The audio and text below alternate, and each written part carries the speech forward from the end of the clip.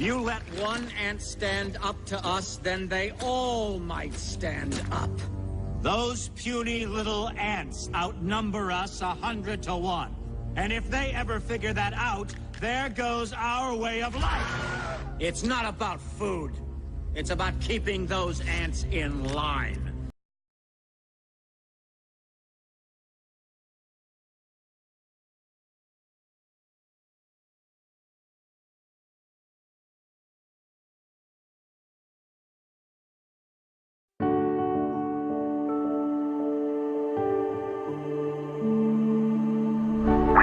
Forget. Expect us.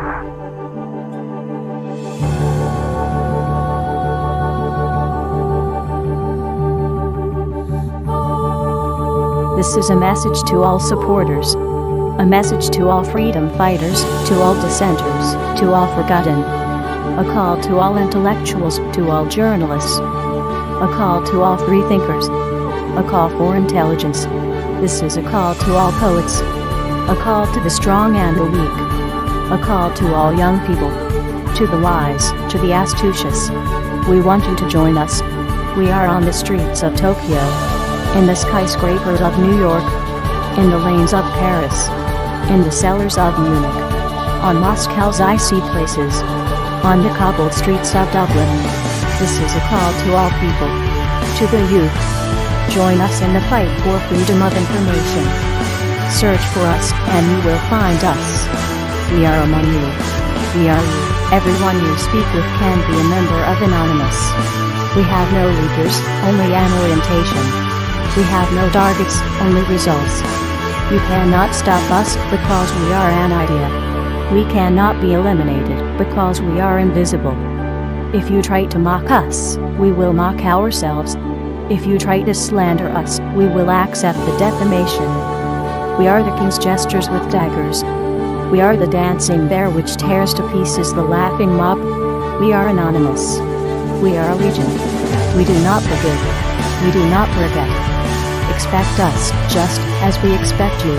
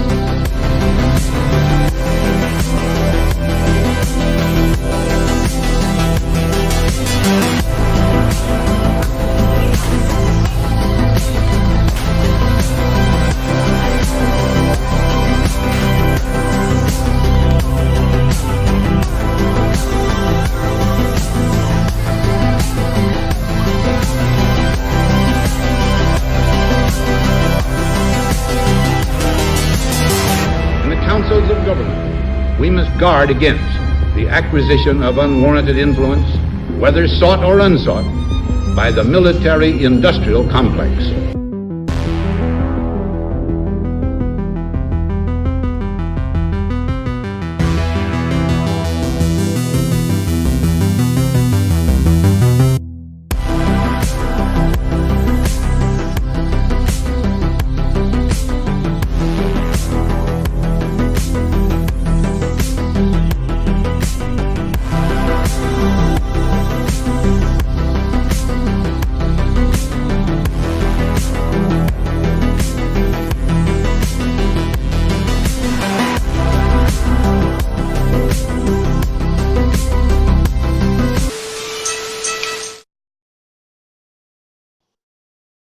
pretty cool. And welcome to Anonymous Bites Back, episode 167. We are broadcasting you today from the network underground, from 30 websites, social media sites. We are everywhere. We but are Facebook. fucking spam, yeah. And we use the F word on this show because, well, we don't like censorship, and we are censored on a lot of places. But we are back with episode 167, and we are broadcasting to a new place on Cynerguerilla.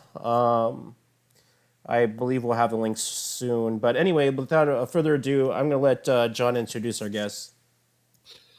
Yeah, because we got a very special guest tonight. We got Robbie Martin, Fluorescent Gray on Twitter. He's the co-host of Media Roots Radio together with Abby Martin.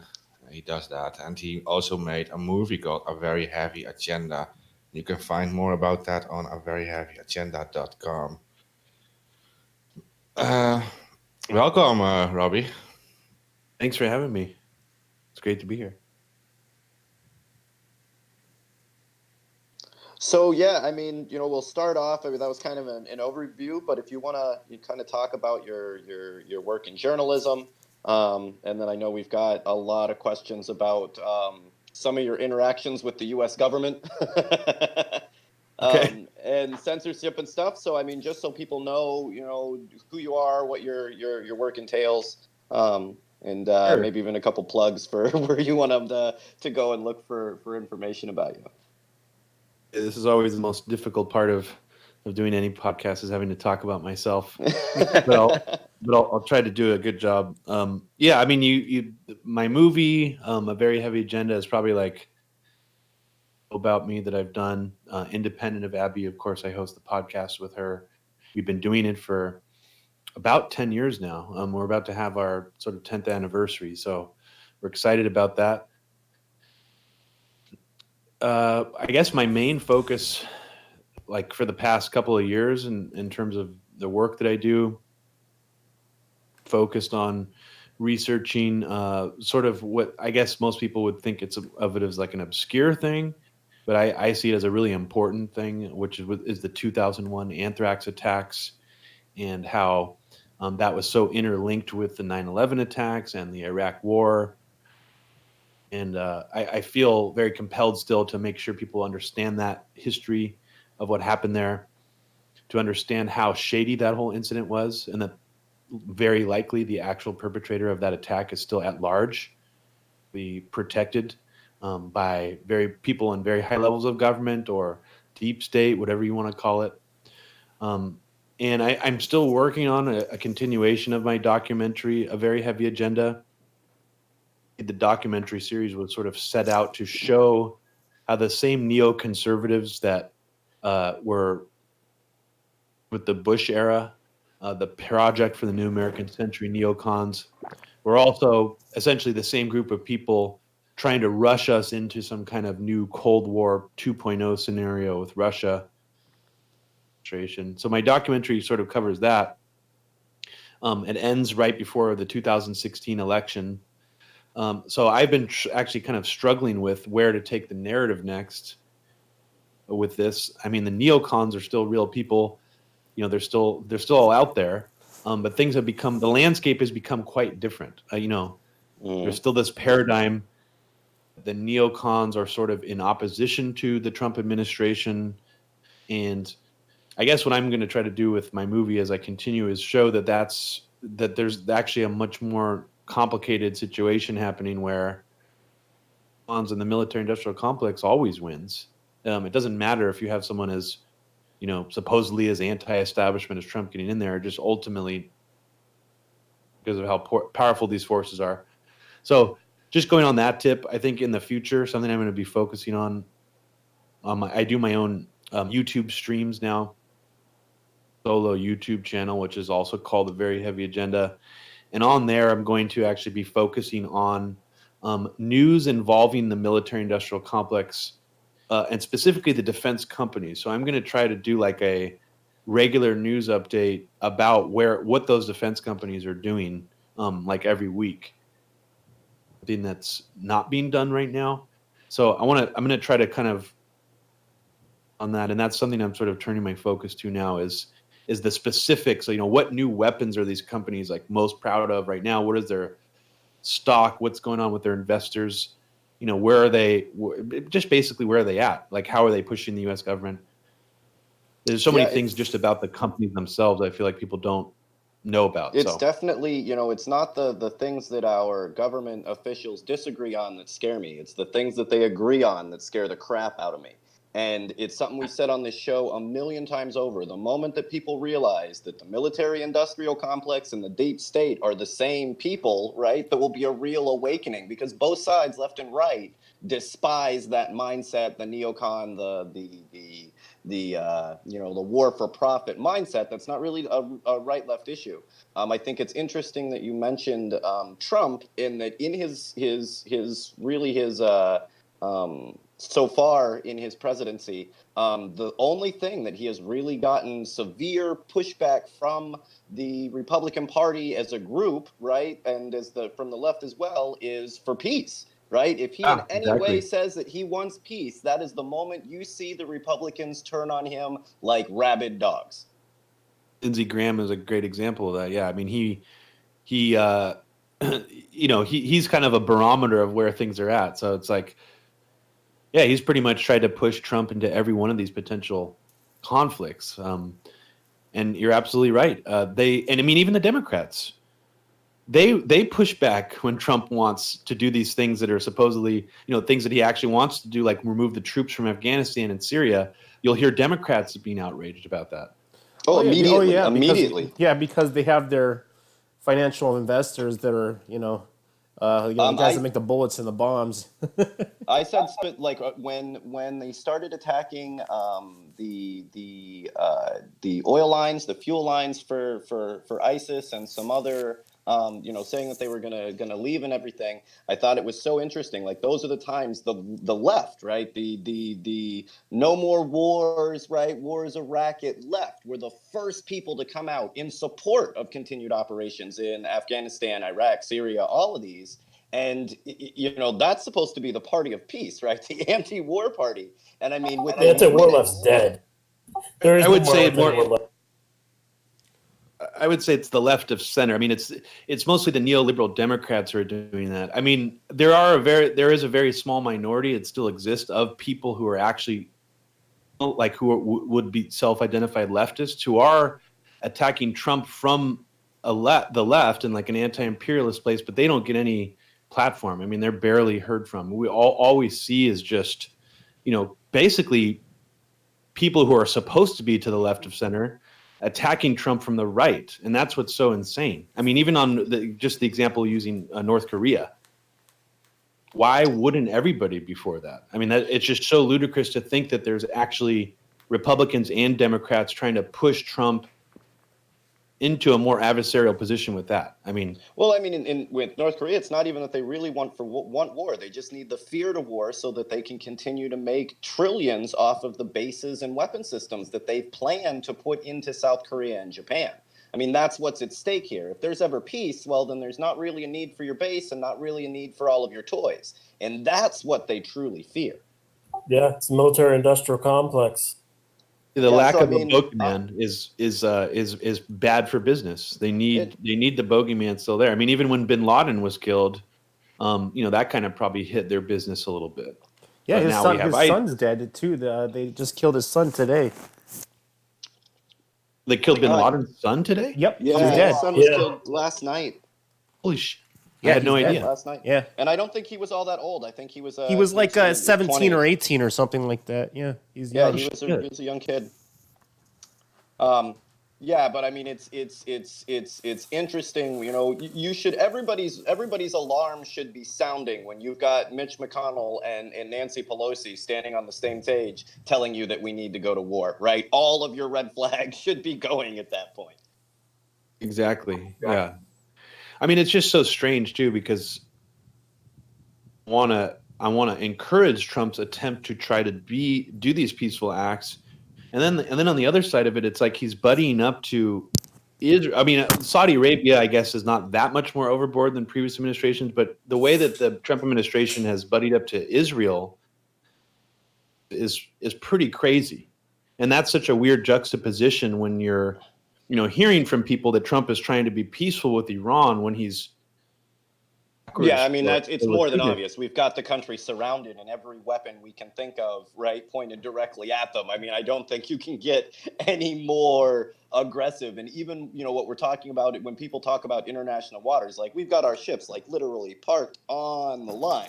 If the wind blows one way or another, you're literally attacking Iran. That's the situation that we're in. It's interesting to me that in a time when we're talking about foreign interference in U.S. Policies and elections and government, and at the same time it's okay to have a stolen city like Golan changed to Trump Heights. Yeah, like that's okay. That's normal, I guess. That's fine. It seems so weird. I mean, can you imagine if Putin went out and renamed, a small Russian town, Trump, the Trump town, that the media would be going apeshit. But because it's the Zionists, it's all good. It makes no sense to me. Either there is, either you want to stop, foreign interference, or you're okay with it, but you can't have it both ways.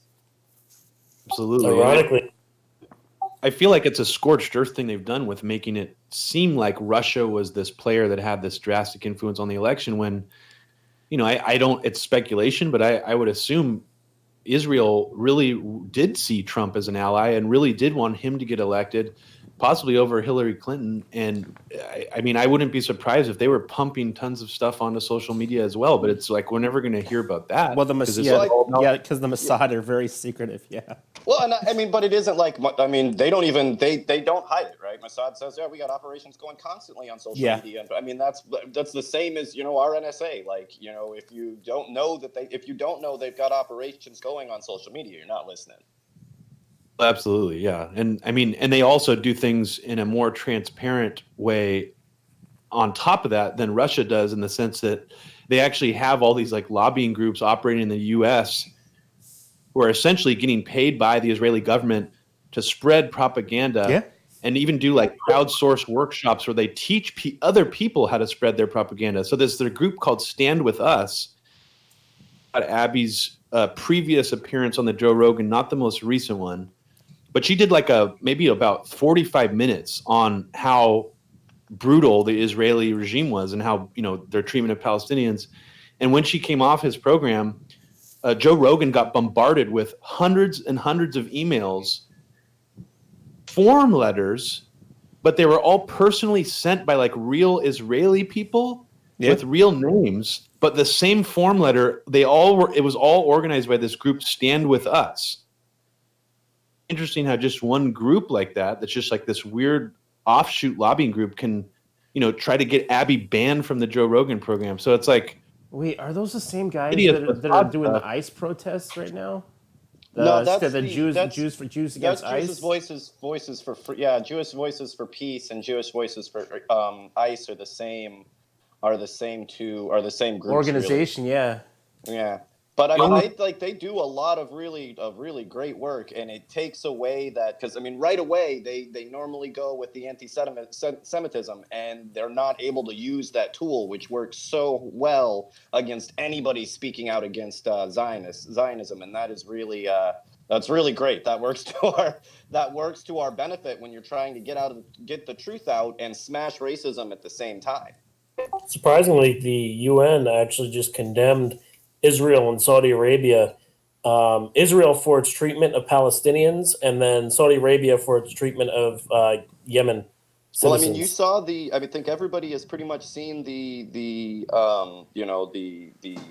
stealing of land and evacuations, or whatever you want to call it, from this weekend. Yeah, when they destroyed about 120 homes in East Jerusalem, which was it was the Palestinian corner, and they basically what crazy, they did, right? in East Jerusalem, they said that these 2 units of apartments were illegal, so they just destroyed them. Yeah, they came in and blew them up. I mean, and it's terrifying to hear the people scream, right? Because the videos that we got were from on the ground. So I mean, you see the sun coming up just over the hill, and then you start hearing the screams of the families being, woken up by gunpoint by heavily armed masked men, threatening to kill them and then blow up their house. Like, that happened. 2019, that happened. Last week, that happened. Yeah, it's sad to see that we're the ones that are supporting this for what? For profit. It's crazy. Yeah, we've been really abysmal too how all the 2020 candidates are very, very poor on this issue. I mean, there's almost no one. You know, I would argue that Bernie is technically the best, but it's like that's a very low bar. Yeah, most people. Yeah, most people don't want to. Bernie. I'm a huge Bernie supporter. If you guys, I mean, our Bowers, we don't really. I don't hide that. That's not the panel's thoughts at all. Just me personally. But Thanks even for then, that like, Yeah, you won't. disclaimer, Most people yeah. won't touch the Jewish thing because he our does not CIA do well. He gets most of their intel from the Middle East from the Mossad, and that's why nobody fucking says anything. Yeah, the times that he's been pushed on it, definitely not the things that I want to hear. Now, he does recognize genocide and that I need to stop and all of that, but that's not something that I say I'm really a strong supporter on his policies. He's not. I don't think he's for the actual sanctions and holding a country accountable for genocide. No matter who you are, you don't get to commit genocide. So yeah, it's not. I do think that he is one of the better ones, of course. In overall Middle Eastern policy, but when it comes to Israel, he still definitely does walk the line. He doesn't call out Zionism. He doesn't do a lot of things that I would like to see a leader do. And even go ahead. Sorry. Look how they came down hard. I mean, for just her pretty, relatively mild comments about Israeli lobbying and stuff. I mean, they basically made a whole media campaign about she's an anti-Semite. So. Oh, yeah, the AI PAC. Like she said, that AI PAC is a bad deal and foreign influence on our government, and they went nuts. Yeah, and I think it shows desperation to me because I feel like they see that the needle might even be moving a little bit in the direction of people just having more awareness of how fucked up Israel is. Well, I mean, I don't think, they've used a narrative that I don't think exists anymore. You come to people and you tell them, do you think Israel should exist? Oh, 100%. Israel should exist. Be its own country. All of that. No violence. Blah, blah, blah, blah, blah. That doesn't mean that we support you, right, genocidally killing your way across the Middle East, right? That's not what we're saying. Those are not the same thing. And I think most people are starting, besides, the U.S. politicians, we're literally the only people that voted against sanctions this round. The only country. Us and Israel, right? Well, saying Israel should exist doesn't mean greater Israel should exist. And that's important, and that's not like an anti-Semitic statement. It's literally the plan that they had with the, I think it was the Balfour Declaration, right? Well, and you can see the expansion. I mean, the settlements, all of it. I mean, those are all separate issues from your right to exist and what your borders that were given to you at the very, we can argue on whether that's legal or not, but the borders that were given to you, I think everybody is fine with Israel existing inside of its borders. It's the expansion that's the problem. Yeah, I mean the settlement, and even just the whole issue with settlements is just so absurd. Even saying the concept even of a two-state solution at this point would be kind of technically impossible because the whole point of all these settlements flooding Gaza, for example, is that the territory. So there isn't even really giant swaths of Palestinian territory anymore that aren't like littered with little settlement areas. Yeah, you're 100% right. Yeah, there's people, especially on the West Bank. There's a whole bunch of Jewish settlements right over on the West Bank where they're considered illegal by both the Zionist state and the Palestinians, but nobody does anything because they're guarded by the IDF. So. Yeah, I mean, we've got these, if we go to the same people that have turned the Middle East into the nightmare that it is today, right? If we go to the same people that fucked it up to try and fix it, it's never going to happen. They're happy with the situation it is now. So, I mean, a lot of it, we can all sit back and argue back and forth. A lot of it has to do with the Israeli and the Palestinian people coming together, regardless of what these psychotic governments say. So, I mean, they're giving you these choices and these things that you can do that sit in a very small block, and those choices are given to you by, genocidal maniacs. religious genocidal maniacs on top of it. So that really causes all sorts of problems. You could throw all of that away, right, and just say we're going to make our own country, and there'll be Muslims and Jewish people, walking around doing their thing, paying their taxes, living their lives. We're not going to continue to go down this nightmare path that you want, but they have to decide to do that. Well, as Robbie said, it creates a boogeyman in the Middle East, and that allows the government and the military-industrial complex to keep getting funded, and it creates job security. That too, yeah. I mean, look at all the technology that Israel has. City of people in check. I mean, like they have extremely advanced weaponry. I mean, even just the concept of the Iron Dome is a very cool breakthrough. So there's a whole industry of even just like a mini military industrial complex just for Israel that depends on making the Palestinians the boogeyman forever. And exporting that oppression afterwards. I mean, that's what makes this kind of sick, is you'll see how horrible all of those police state, authoritarian state tactics work and what they create, and then they immediately export it to America, to around the world, so they can use those tactics on their people. Like, oh, that looks horrible, we should try that. It's crazy to me. There was Assad at Standing Rock. If you wonder why a Standing Rock looks like Palestine for that time, that was why. That's one of the things that I've long argued about, the whole concept of the neocons, for example. Just basically, a lot of people have long alleged that they're basically just Israel loyalists who have dual loyalties, and they're secretly sort of Israel agents or operators. But one of the things that I feel like people have missed is that what you're saying, I think, is extremely true, that there was something really powerful to a lot of sort of the more militant, psychotic leaders in the United States about, and inspiring about, the way Israel treated the Palestinians unabashedly. And also not just the way they treated Palestinians, but also the way that they hunted down other, terrorist groups and even Nazis around the world. The IDF and the Mossad, they sort of made Nazi hunting like a science. They found all these retired Nazis in hiding all over the globe, brought them in, for arrest. And then they continued that tradition with, of course, like the Black September terrorist incident at the Olympics. They tracked all those people down, blew some of them up. These were things I think were very actually inspiring states, where they were like, hey, these guys are actually doing things that we would like to do more brazenly, but we kind of have to do them really secretively. Why don't we just do them more brazenly like Israel does them, and then just try to get away with it? And I feel like that's essentially what the American government has done post 9/11, is they have taken some of these horrible things that society would never normally accept. Perhaps in some way they were inspired by the way Israel operated the treatment of their own, the Palestinian people. Well, as General Wesley Clark said about 5 years, 7 countries, I mean, they planned wars. Like, those wars were planned after 9/11, according to General Wesley Clark. But yes, that's actually, a project for a new American century, right? Yeah, that's Project for a New American Century, correct. But if you actually go back in WikiLeaks and you look through Hillary Clinton's emails, there's an email from around that time period in 2001 where they're actually discussing, prior to 9/11, invading Iran and Syria for Israel. Yeah, I think you're talking about the Clean Break document, maybe. Pearl, is that what you're referring to?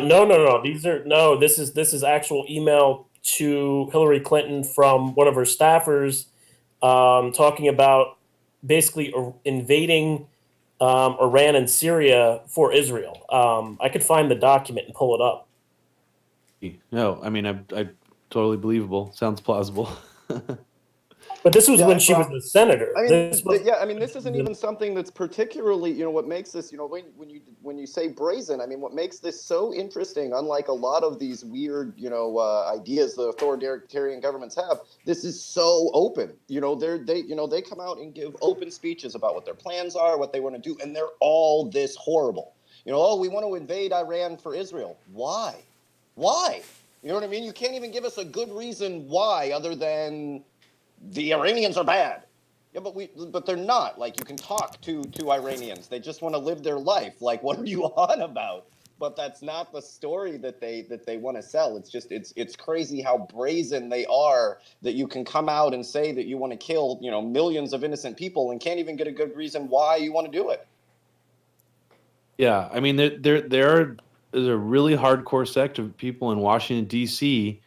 who have, and I don't know if they actually legitimately believe this, but they say it, that they believe that Iran their weapon because they're fundamentalist Muslims that'll just blow up themselves and everyone in the process in a nuclear holocaust to destroy Israel. I have actually heard some of these neocons propose that this is what Iran will ultimately do if they get nukes. Yeah, but even then, it's 2019, right? We got Moabs. Right? You know, I talked to we've got weapons that are more powerful than nuclear weapons that are non-nuclear. It's not really that kind of threat. And the only way that it turns into a world-ending event is if we end the world. Iran doesn't have enough nuclear weapons to destroy the planet. Yeah, that's what you know. My dad has a chemical engineering degree, and he told me that the amount of nuclear materials that they have with the uranium rods that they have. They don't have enough to produce a nuclear, what we call a plutonium type nuclear weapon. So, I mean, if they did make a nuclear weapon, it would be like a tactical nuke, not like something that we would see in Hiroshima. But all the propaganda that they're trying to propose that they're making a nuclear bomb, they don't have enough nuclear materials to make what we would call, a city killer. Yeah, but even if they do, right, most of the countries in the world have nuclear weapons. We are the only psychopaths that have ever used one, right? And we did it almost 100 years ago. This isn't a reality. There is only one country in the world crazy enough to use a nuclear bomb, and that is the U.S. Yeah, I mean, it's true. I think it's... sorry, go ahead. I think... it has nuclear weapons at this point, or they say they're trying to acquire them, but it's like, I would bet that they probably already have them. But that's actually one interesting thing about Israel. Just another example of how brazen they are, is when their nuclear program was discovered, a whistleblower from their nuclear program who tried to tell a journalist in the UK about it, kidnapped him. Like the Mossad actually kidnapped him and did a honey trap operation on him to kidnap him and whisk him, I think, away to Turkey, where they actually Israel. I think it was Turkey too as well. Mossad is technically or they were less scared of taking someone back to their country from Turkey. But yeah, that whole story itself is really fascinating, and it's just another example of how Israel really didn't give a shit. And like they completely got away with that, for example, and they still haven't even admitted. I don't even think, and maybe I'm actually technically wrong about this. So you guys can correct me if I am, but I believe they still haven't even admitted that they have nukes. No, they completely deny.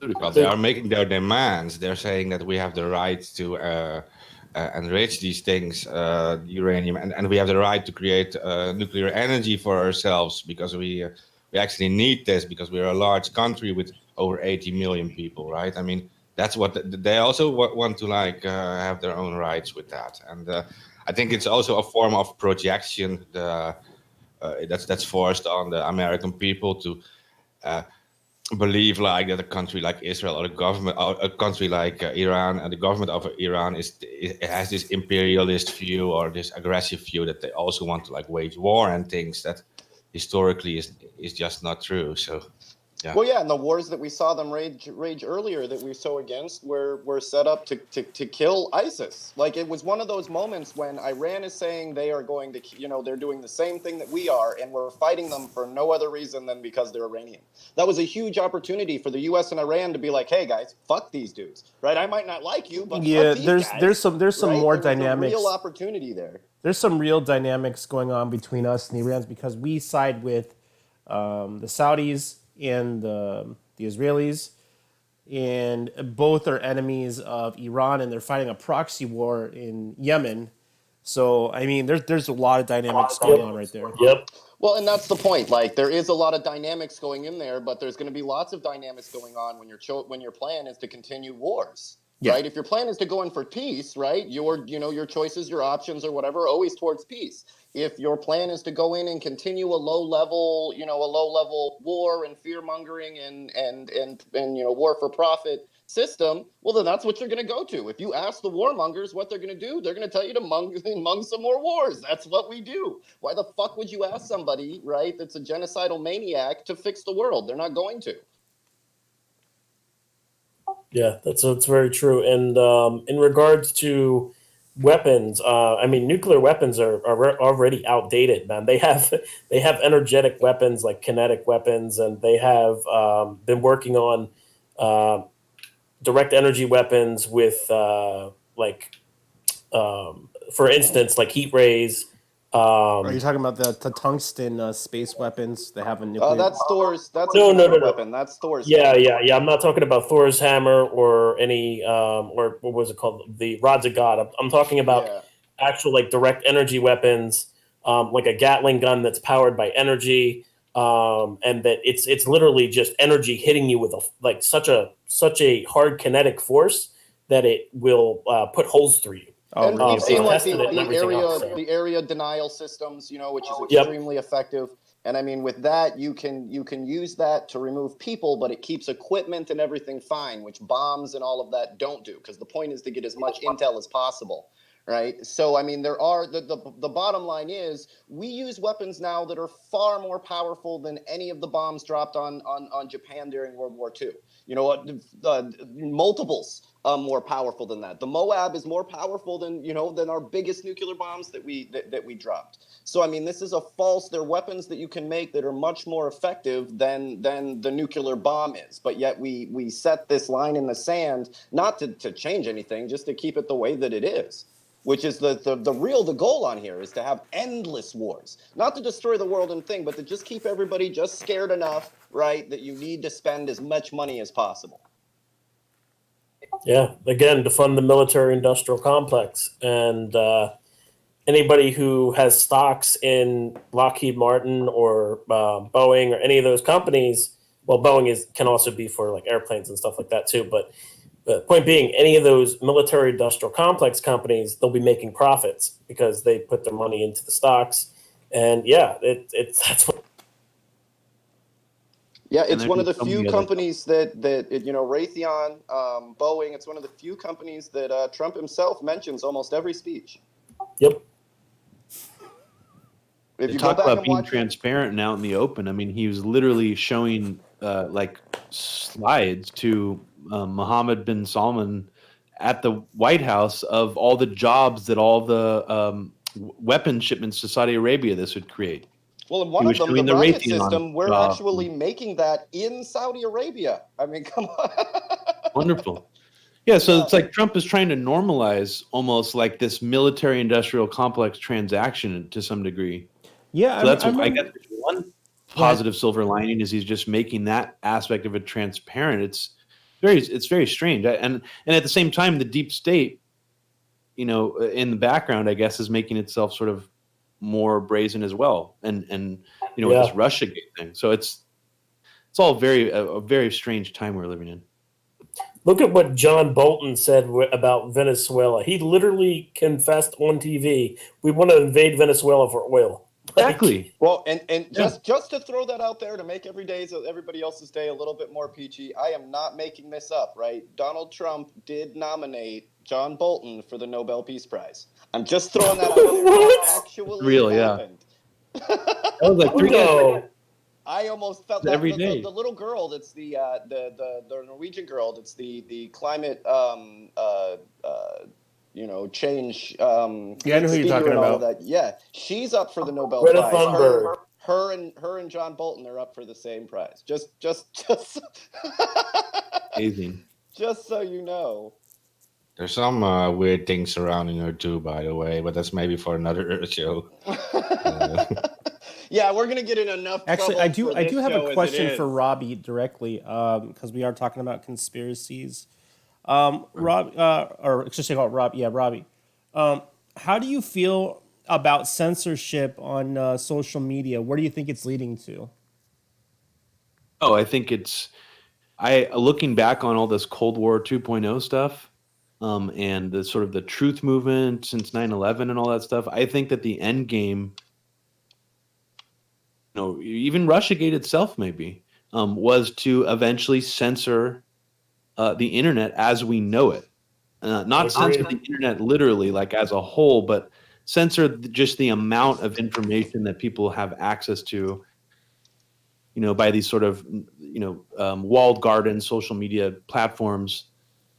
Definitely think that what's happening where Trump and a lot of the people in the sort of the right-wing media sphere are really talking about it a lot now, talking about it in sort of a partisan way, acting as if conservatives are sort of the ones being threatened the most by this social media censorship.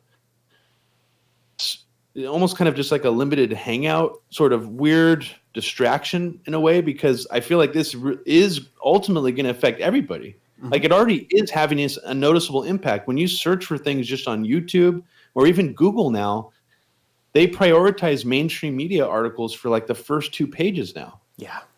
That's like a noticeably recent change. On YouTube videos, they put not just what state is funding the media that you're watching now, though it's just where if you watch an RT clip, it tells you that it's funded by the Russian government. But even if you watch like a 9/11 conspiracy video, or even my video about anthrax, my mini documentary about anthrax, they actually link you to an Encyclopedia Britannica entry for 9/11 under the video. Oh my God! Wow. The official story. I mean, so this has all happened in such a rapid fashion that I believe that in this country, and not just in this country, but perhaps even globally, have found the internet too threatening against essentially their power. And I believe it is a desperate maneuver to basically destroy the First Amendment in the most underhanded but also most powerful way they possibly can, without First Amendment itself, like without changing the Constitution. Well, it's such social media, the internet has became such a huge tool that really, I think, got out of control. Like it's still free, it's still open, we can still get information, we're still live streaming. Like your censorship has no effect. I agree that it is definitely desperate. In the same way that you saw if you teach a slave to read, you know what I mean? Those same kind of desperate moves, because they know once you're educated and you've got the information, they can't have it back. They would have liked 9/11 to go away, right? They would have liked, the war in Iraq to go away, WikiLeaks to go away. And none of it has worked. It's the opposite has happened. Well, on the subject of anthrax, Robbie, I just wanted to ask you. You spoke to Matt DeHart, and we know that Matt DeHart was basically somebody dropped a file in his Dropbox in regards to the anthrax attack being backed by the CIA. Yeah. Now, what I wanted to ask you is, are you aware that former FBI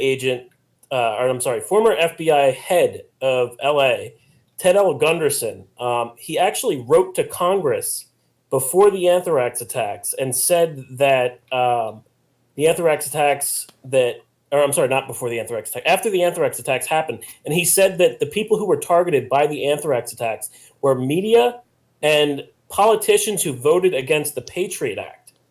And there was a letter from a imprisoned whistleblower, Michael Riccone-Sudo, who was basically the whistleblower of the Promise, Inslaw Affair, Lockerbie, October Surprise, and all those incidents in our past.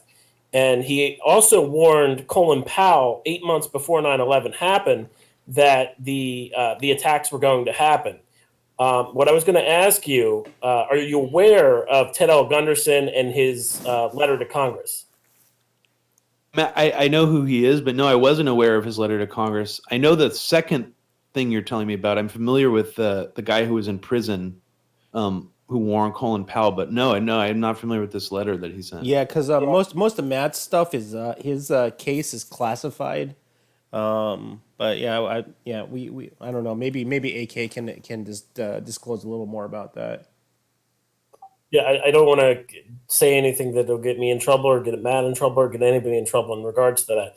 What I wanted to just touch on was the fact that the anthrax attack from my sources was that the anthrax was from Fort Detrick's, and it was synthesized in Battelle's lab. I can't remember off the top of my head what it was actually called, but it's basically Battelle's lab, and the anthrax was targeted towards politicians that voted against the Patriot Act prior to the vote.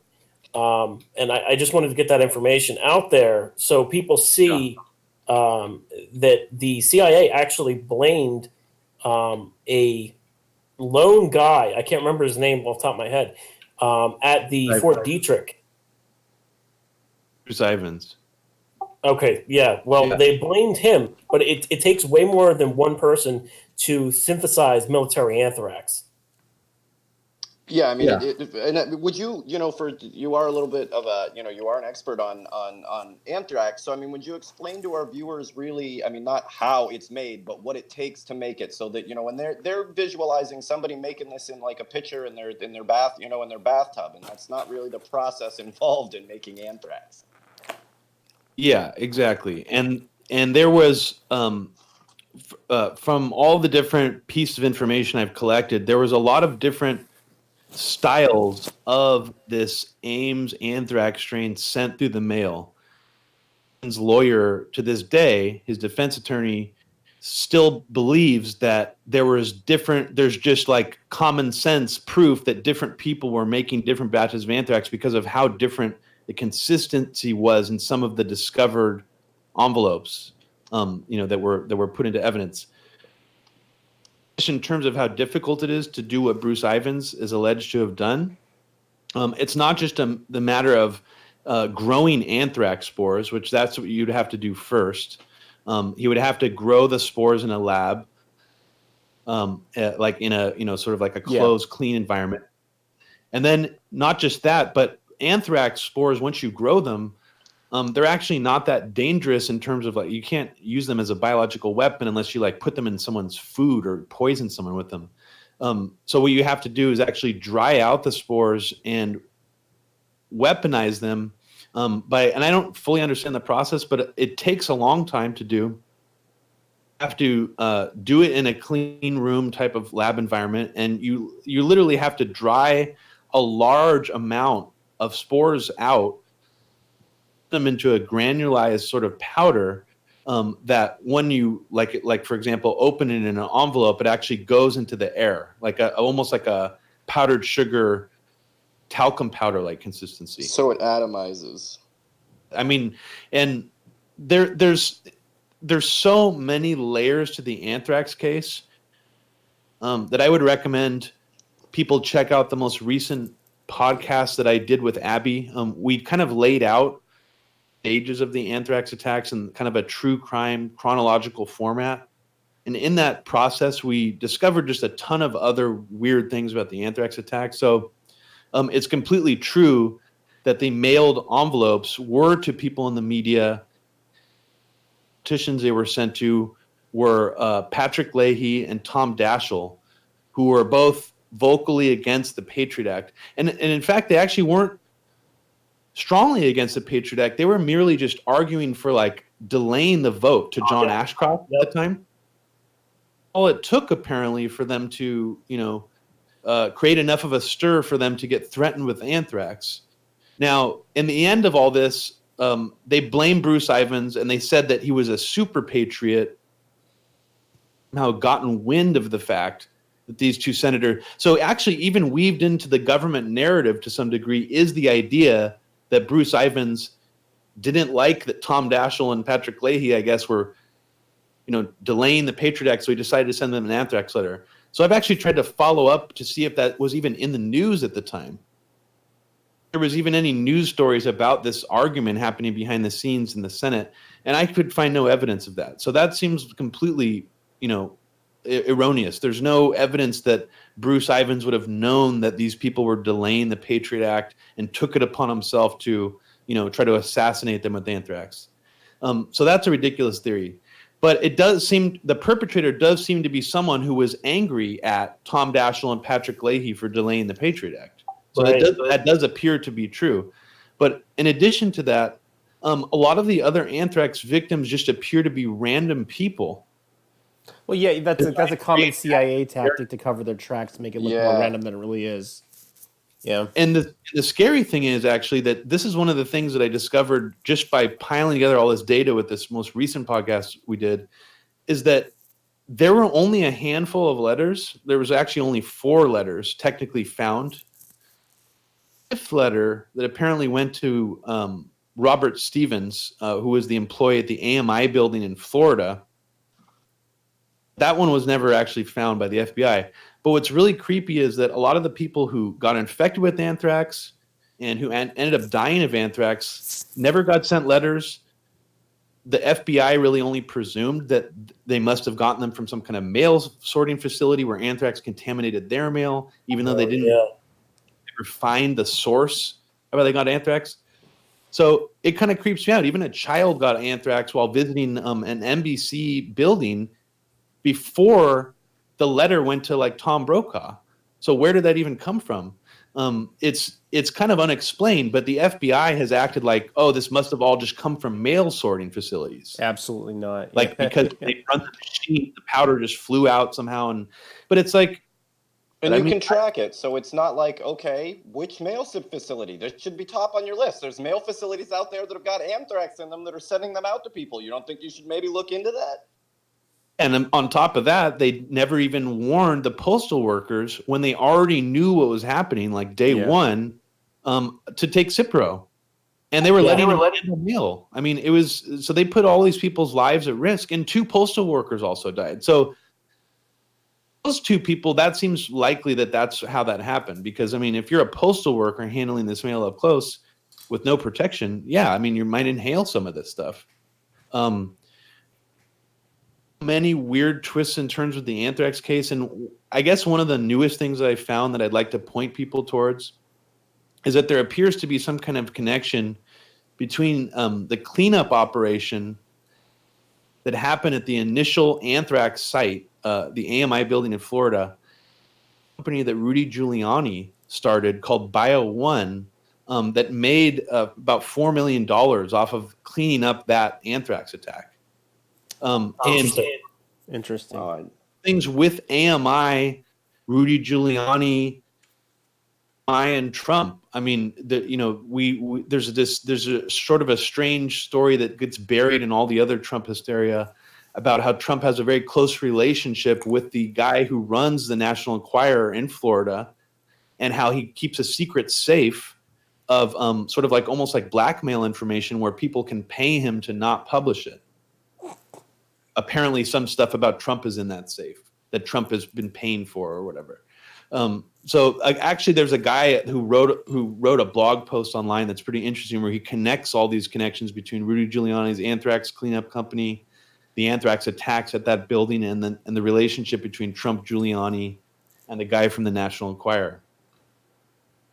I mean, I could definitely talk about anthrax forever. So if there's anything else, I could. Well, it's interesting because I think Giuliani and that former police chief got in trouble for embezzling money and having shady deals on the side, and pretty much the police chief took the fall for it. But Giuliani's got a lot of things going on in the background. I think you might be talking about Bernard Kerik, who ended up going to jail for embezzlement.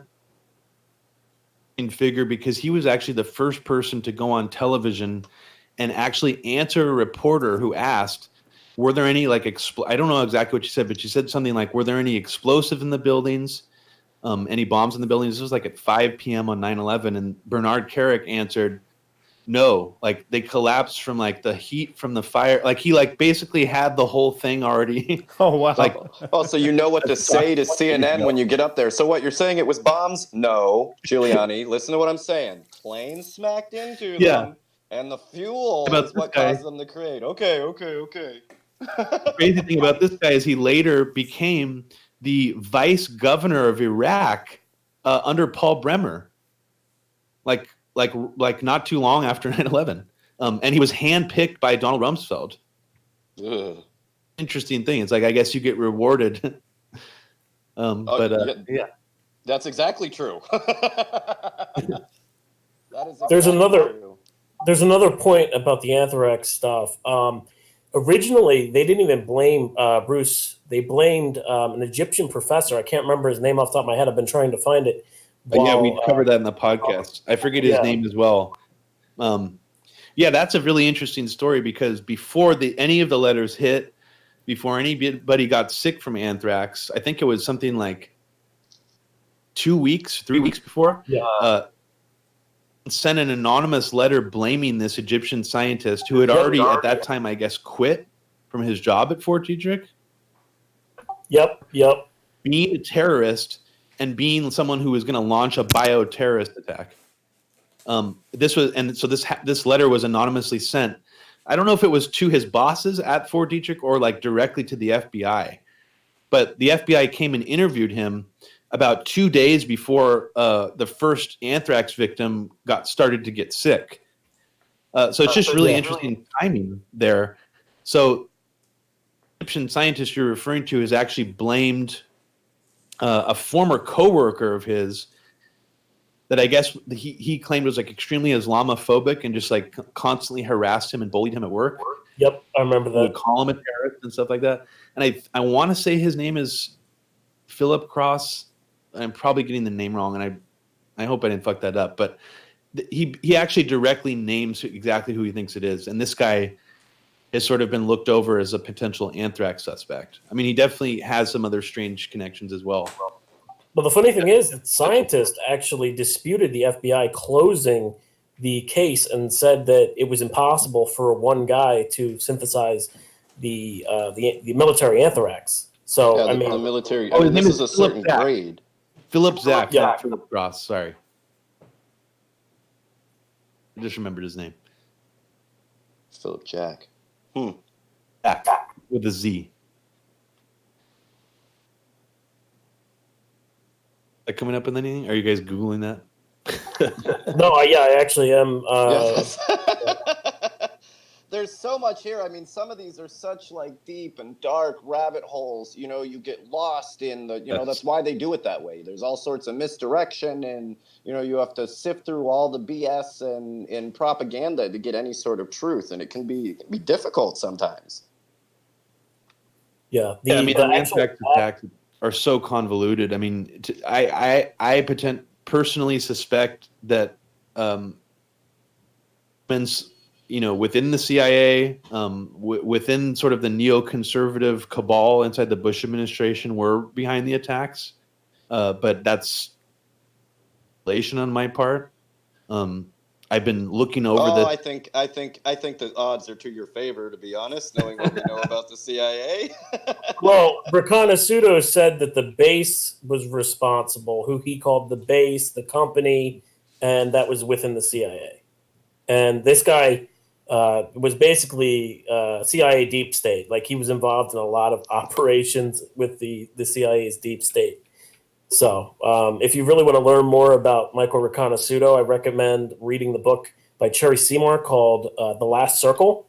And that goes into a lot of information. And it was a book that was actually made because of Congress wanted to have this information basically put into a readable form so they could look into it in the 1990s. So.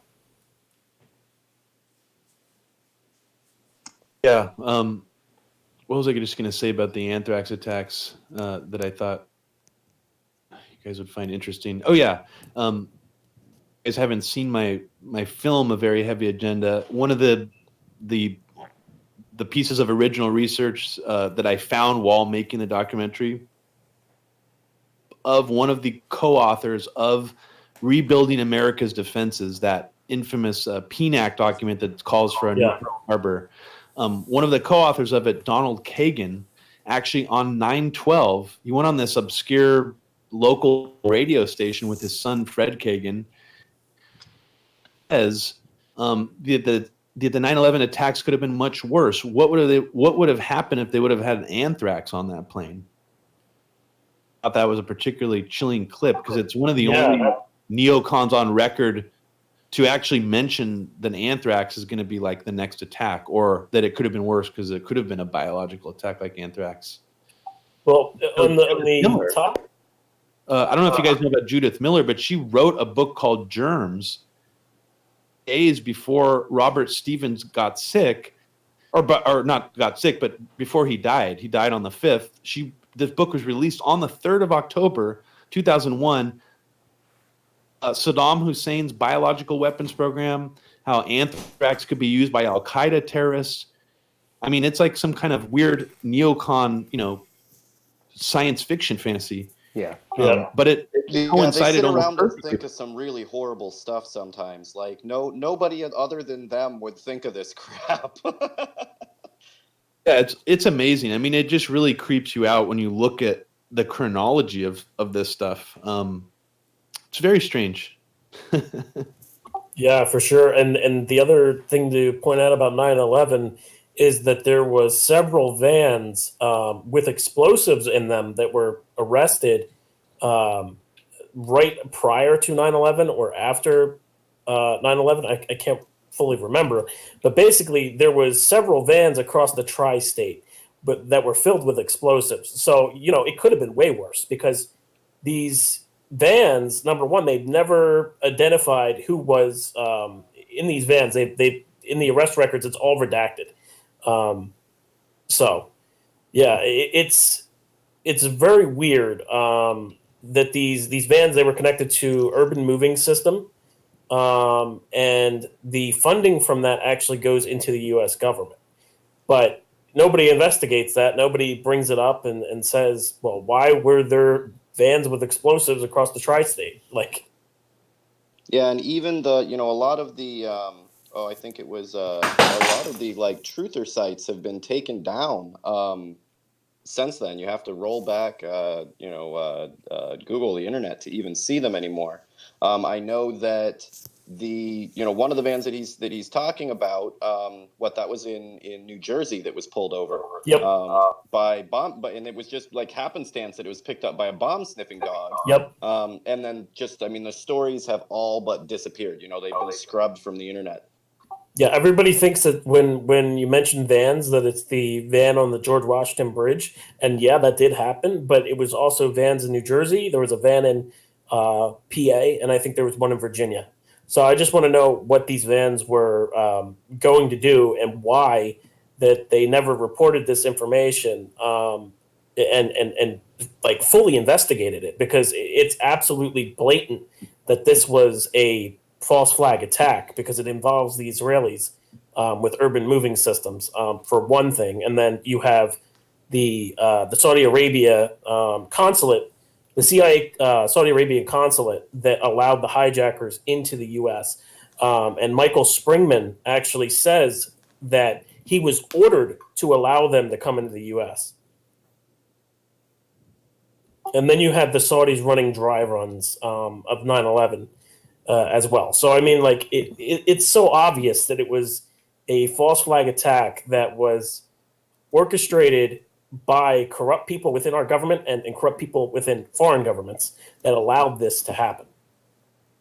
Yeah, I think there's probably, two sides of it, the setup part of it where you kind of push things in the right direction, and then, the other side where something horrible is going to happen and you allow it to happen to take advantage of it.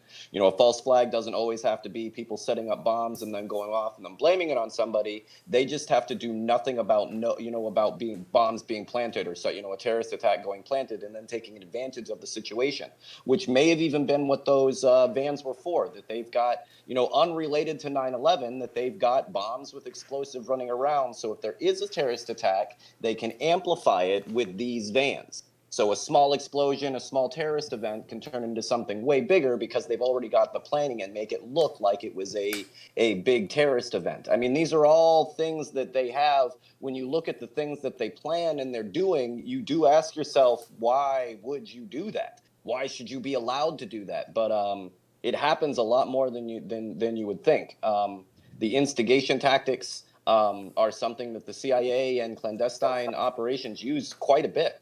If you want to get people riled up somewhere, you have the opposite side do a terrorist attack and fan those flames so that it goes in the direction you want. They actually did that in Vietnam against Kennedy as well, too. They bombed Vietnamese protesters and then blamed the Vietnam government.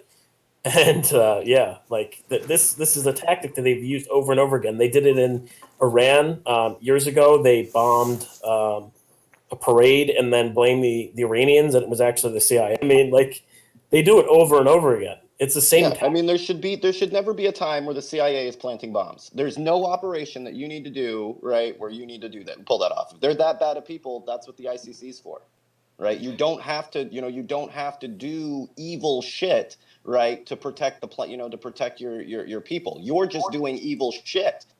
The problem again is it's compartmentalization. It's compartmentalization. It's full compartmentalization, and again, if you look into the book that I said earlier, The Last Circle, you'll see that it's the same people over and over again who've been responsible for these attacks throughout history and these plots, because they've been the ones in power that have been going from agency into, like, for instance, George H.W. Bush. Everybody knows how crooked he is. He went from being in the CIA to president, and even after his presidency, he was still involved in operations within the CIA. Well, yeah, I mean, you just become a bigger CIA asset at that point.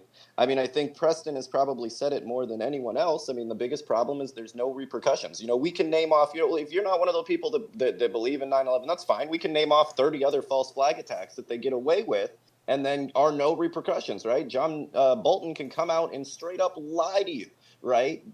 Plan to kill millions of Venezuelans, get, thousands of U.S. soldiers killed, PTSD, all of that shit, and he's not responsible for it. It's like, oh, okay, yeah, no problem. You lied to us to get us some war, but no harm done. Have a Nobel Peace Prize. Okay, there's no repercussions for fucking trying to murder a bunch of people. On that note, I think most on this panel agree that 9/11 was like the perfect way of manufacturing consent for a war in the Middle East. But we are also right now dealing with Latin America and South America, and I would like to ask our guest what he feels about what will happen in South America and what about the situation in there. I mean, it's interesting because it really seemed like trying to set a trap for, well, let's just talk about Venezuela specifically. For Maduro, they were trying to set a trap with that humanitarian convoy that was trying to cross the border of the country. Meanwhile, Russia and other countries are already supplying humanitarian aid, but the mainstream media doesn't talk about that. They just make it appear that Maduro, the evil Maduro regime, is refusing to let in any aid, and why won't they let in U.S. aid? And that was an instance where the mainstream media completely backed the Trump administration's bizarre war-making plans in Venezuela. Luckily, I don't think Maduro took the bait. Even as far as kicking out U.S. diplomats, I think he actually backed down from trying to do that. He tried to de-escalate the situation, but I think that it's kind of an inevitability that there's going to be, at least in terms of the United States government trying to overthrow Maduro, we're going to see it again relatively soon. Within a year, another similar incident like this humanitarian convoy. Well, with a lot of these things, they keep trying. They renamed, even with, things like the Patriot Act, right, that they wanted to get pushed. They keep trying. It was shot down. They changed the names of it, changed until the right moment, and then they use all of those same tactics. So you will see it every couple of years, a year or so. They'll try the whole thing again and see if you bite this time. Exactly. Yeah, they're not going to stop, especially when you're dealing with the country with the world's largest oil reserves. I mean, that is something that's totally changes the game here. Within a couple of hours, you look in a world where they can't do shit about Flint, but within a couple hours, they're all like, "Look, we can get 30,000 mercenaries down there right now." right? Was what Blackwater said. We will make sure they are at those at the oil refineries right now. 30,000 troops on the ground tomorrow is what they were planning on sending. Like, and you think of all of the problems that are in the world that they act like they can't do anything about. But this one, they've got it. Well, further than that, they were actually orchestrating blackouts within Venezuela, taking out the power. There was documents that came out where basically it said in the documents that they were planning these sabotaging of power plants and to cause blackouts within Venezuela, and then we were in that blackout to enact a coup-op in Venezuela. Well, we were talking to, people that were on the line, right? That were at the power plants when the power rollouts were happening. And that was exactly like they're saying, because originally they came out and said the government was part of it. So we got a hold of guys that were working there and like, what's going on? And they're like, nah, man, this is sabotage. This isn't us. We're trying to keep everybody's power on. I live here. Yeah. And also there was my own power off. I got a family. What are you talking about? Also during speeches of Maduro, the power was going out too. Like key speeches, the power was just going out. Same with all of the website. The internet was shut down. Yep. The broadcasts were shut down of any, of really very few. You would get, hours later when people were moving it by USB or whatever, you would have it uploaded, but they did everything they could to keep that people from showing the truth. Yes, we don't like Maduro. No, we don't want you to come in, murder us, and take all of our oil. Thank you. It's just so ridiculous. I mean, even the media coverage of it. I think they finally actually released that Maduro interview with Jorge Ramos from, I think he works for Telemundo or something. Where he like months ago claimed that Maduro's people like arrested him and like destroyed all his tapes. Do you remember when that happened? Yeah, and he gave like outside. He was in Venezuela, had left, and then he did spin a whole story that he was like removed, and they took all of his stuff. And yeah, I do remember him saying that because they didn't give his interview of what actually happened. They gave his interview talking about what happened. Right, and not any of the stuff that where were your lawyers? They just let you go. They didn't give you any paperwork. None of that made sense. No, and there was no evidence of what he was saying had happened. I mean, like the tapes did not reflect. They didn't show anybody getting arrested. Like, so I don't even know what he was like, what proof he had that happened at all. And then also he was the guy who released that footage showing like Venezuelans eating food out of the dumpster. Went viral as if it was some kind of horrifying scene that you would never see in any I mean, you see stuff worse than that in Oakland. Like there's like several giant homeless encampments. Yeah, LA. I mean, are you kidding me? Like that's more the norm than not the norm, if you want to be truthful.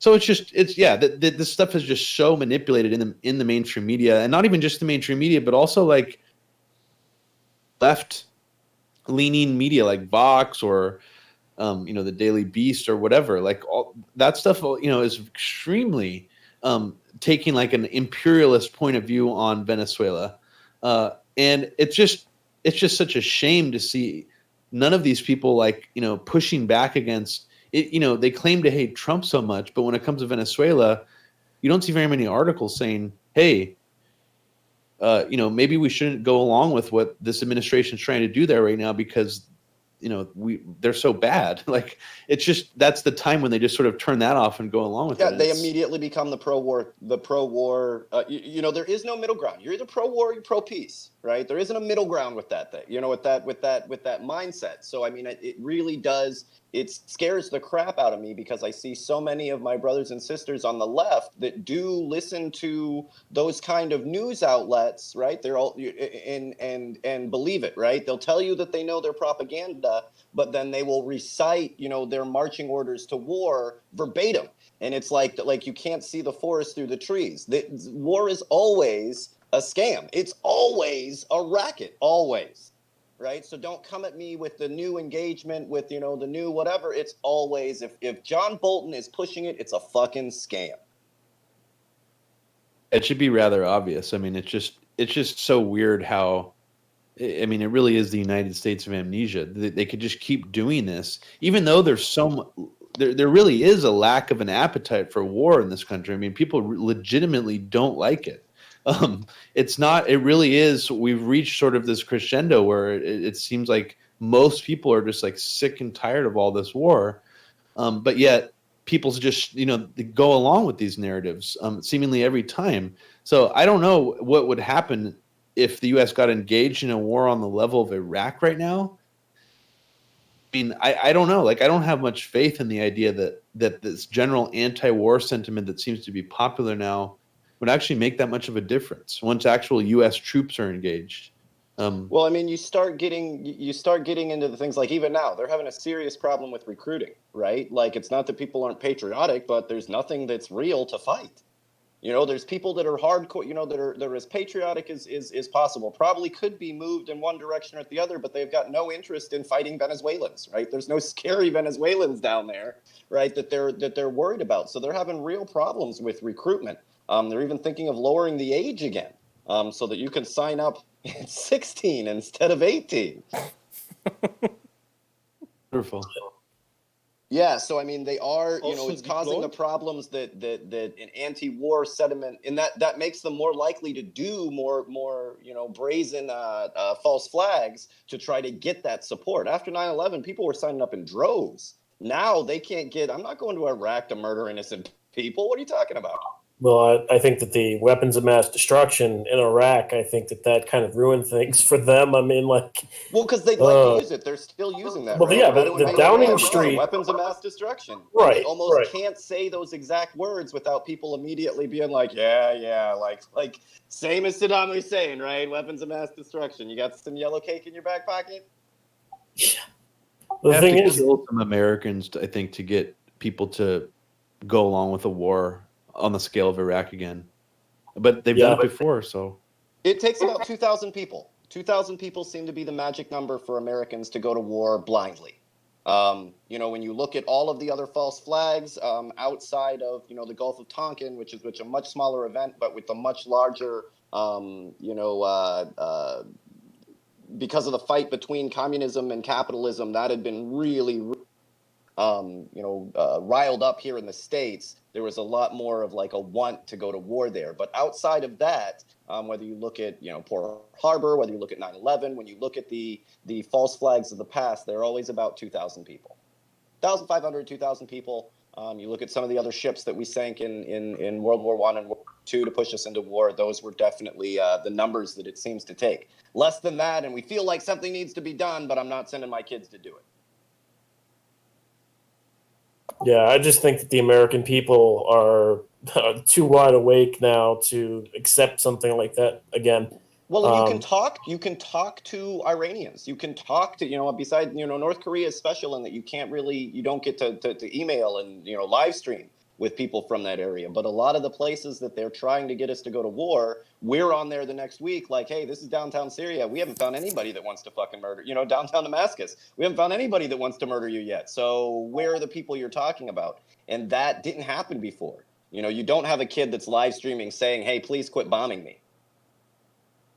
They can tell you, hey, all of those people were terrorists, right? We checked. They were all real bad guys, even the little kids. They were going to turn into terrorists. And now you get to hear those people's stories and see those children in live streams in real time. And that has changed the dynamic for sure. The same way body cams and live streams have changed police brutality, it's changed the face of war because you immediately get to see the results of it. I think that's very true. Yeah. I mean, I don't even see very many like military video leaks coming out these days. Like there used to be a lot more leaks of like Apache attack helicopter, like FLIR video of like Afghanistan and stuff like that. But I don't even really see much of that stuff leaking out. I can tell you why. And some of it you look back and a lot of it was propaganda. So you put like the attacks and you're killing bad guys and some rock music, bands, bombs over Baghdad. We waved the flag behind it. We're getting them, boys, right? And we used all of those leaked videos and all those videos to do it. The HUD, screens of Apaches kicking ass, all of that. Well, now in 2019, we know, fuck, man, you were mowing down 13-year-old kids. Right? You were killing innocent people like that. None of that doesn't have the same effect at all And Well, if I you're think talking in regards to like videos being leaked in a positive light, like Chelsea Manning, after Chelsea Manning, I was basically told that they started to do a digital like identification program type of thing where they did watermarks inside the documents and inside the videos themselves as well. And you know, we do know from the Intercept that they did watermarks on the actual documents that were printed out of a printer. So whistleblowers are very scared to leak government documents now because it directly connects back to them. Well, and do you think the government's move to start the death penalty again is directed at Julian Assange? Because one of the few things mentioned in our Constitution as an executable offense is treason, right? Is spying. It's one of the few times I think Virginia is one of the few people that has put somebody to death back in the day because of it. Do you think that that's directly connected to him? That would be wild. I mean, it could be. What would be even more disturbing is if Julian Assange was put to death by the Trump administration, and then the QAnon people still thought it was part of the plan. And then, Well, Did you those not guys know? are Just follow the plan. Just completely follow the gone. plan. Yeah, they're completely alive. gone. He went in a fake electric chair and then was secretly whisked away to some compound. Oh, Yeah, but they will he's just here. He's claim it was already like in. a He's already clone. in America, safe and sound. Trump took care of it. Yeah. Just follow the plan. Uh, Follow the plan. They will just claim he was some kind of this is some kind of clone, and the real Assange is already in safety. That's just exactly. That's where I see it I'm go. under the impression that QAnon is just Breitbart. Like it's just it's just what they did when he left the White House. I really the only people that tell you to follow the government without question are the government. Like I don't. Well, yeah. we know who the original Q leaker was. But I got another thing, and that is because you guys said that there's not enough leaking. But I think the biggest problem is actually that there is a lot of stuff leaking, but people become apathetic to it. Like we see on social media, we see pictures daily of like the Yemen situation, for example. Yeah. That there is so much stuff from Yemen being leaked, and people become like apathetic to it. I think it's not even shown in mainstream media or whatever, but I see some brutal pictures coming from there, and I know America is involved there too, and especially the Saudi Arabian army. So yeah, I mean, look real at quick. whether them being genocidal is one issue. Us arming them to be genocidal is a completely different issue. We should never be supporting. I mean, we shouldn't be supporting any of these wars. America's weapons really, we can keep them for ourselves. We don't really need to be the only things that we export to the world are guns, right? Like that's just not what it is to be American, and that seems like the only thing that we're able to do anymore. Well, if the American army was there to like save the world or whatever from evil, then why isn't it in Myanmar right now? Well, because we can't. Why? That's what I was saying. We asked, you look at a world's problem, and you only go to generals to fix it. You only go to the military to fix it. All they know how to do is kill people. So you can't be surprised when the military's job is to kill people. So when you ask them, oh well, how do you fix Yemen? If you're going to ask the military, what do you think they're going to say? Have you tried bombing them? We're the army. What the fuck else are we supposed to do? Yeah. If your goal was to help the people of Yemen, then you're going to have to go and help the people with Yemen. You're not going to do that with a fighter jet. You're not going to do that with a bomber. You're not going to do that with a cruise missile. That never helps anybody. The most that a missile can do is kill someone. That's all they're designed to do. Well, yeah. Hey, Robbie, I'm reading that you have to go in about 5. But we have like a billion questions to ask you. So maybe you want to come back in a later episode then. Really. Well, but yeah, no, I'll try to answer as many as I can right now. Go ahead. Yeah, and just for the people that are listening, make sure to give kind of the quick shout out to go to your YouTube and your Twitter page so people can keep informed. There's just with some of these you're gonna have to educate yourself, and you're gonna have to kind of gravitate towards people that have that information and then look things up. So I mean, there's a lot, even to ask you questions. We could go through each of your documentaries and spend an hour on each one. There's plenty of corruption to go around, but he's definitely, Bobby's definitely a person to go to get that kind of information. the truth is really hard to come by, but great when you come by it for sure. I mean, you could check out the live streams that I do. I'm doing them every week right now. I'll probably start doing them more frequently. Eventually, you can watch them at youtube.com/a-very-heavy-agenda. And yeah, our podcast, you can check it out on iTunes, Stitcher, full podcast platforms. It's called Media Roots Radio. We release an episode right now. And we do like special deep dive kind of investigative episodes sometimes. Most of our stuff is topical, but we've done a few just in the last year that your listeners would probably be particularly interested to check out. We did one on the anthrax attacks, the anniversary of the anthrax attacks last year. We also did one on the whole phenomenon of the Israeli art students, which ties into urban moving systems and that whole, Mossad operation leading up to 9/11. And it also has strange connections to the ecstasy MDMA trade. 2.5-hour podcast we recently did. And yeah, I'd definitely be doing more stuff on the anthrax attacks. We only went to like when the chronology actually starts. We only went maybe from the first anthrax death to the last one, but that doesn't include a whole lot of other stuff involving Robert Mueller, the Stephen, him trying to frame Stephen Hatfill, another Fort Detrick, Maryland scientist, and all the stuff that happened after that, including with Bruce Ivins stuff. So we're going to do another podcast follow-up to the anthrax attacks. And there's actually a really good Mint Press News article transcription of our whole podcast that's just jam-packed with information and hyperlinks. And it's all in chronological order. So all the dates are bolded, all the entries. And I just went through and combed the Associated Press video archives and Wire story archives for anthrax stuff. And there's just so much available information out there that I feel like this podcast ties together. Made a film that's like 45 minutes long. As you can watch it on YouTube, called American Anthrax.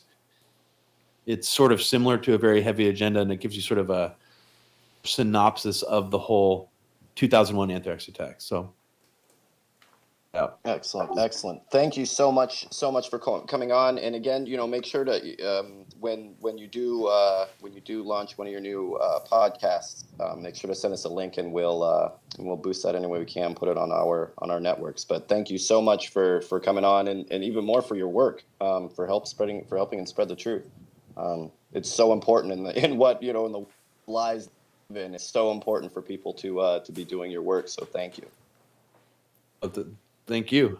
Thanks for having me on. It sounds like you guys have a really cool program. So keep up what you're doing, and I'd love to come back on at some point in the future. Okay, that's a deal then.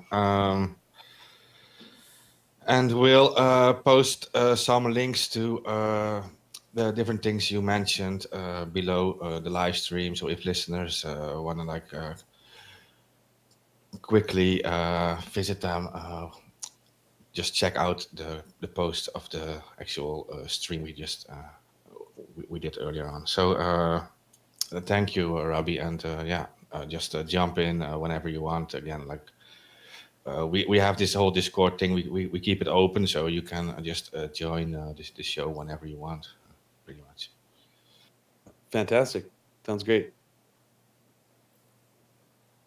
All right, thank you. Yeah, I'm going to jump out as well, guys. Have a good rest of the show. I guess they're gone. I think we lost. Yeah. Oh, yeah. That was a great interview. I'm glad he came on. I was going through his YouTube, and geez, there's just so much there. Really great information. And I mean, it's something that so many people, this wasn't a left-right issue before the election, right? Like every conservative on the planet knew 9/11 was a setup, and then as soon as the election happened, they seem to have just completely forgotten about it.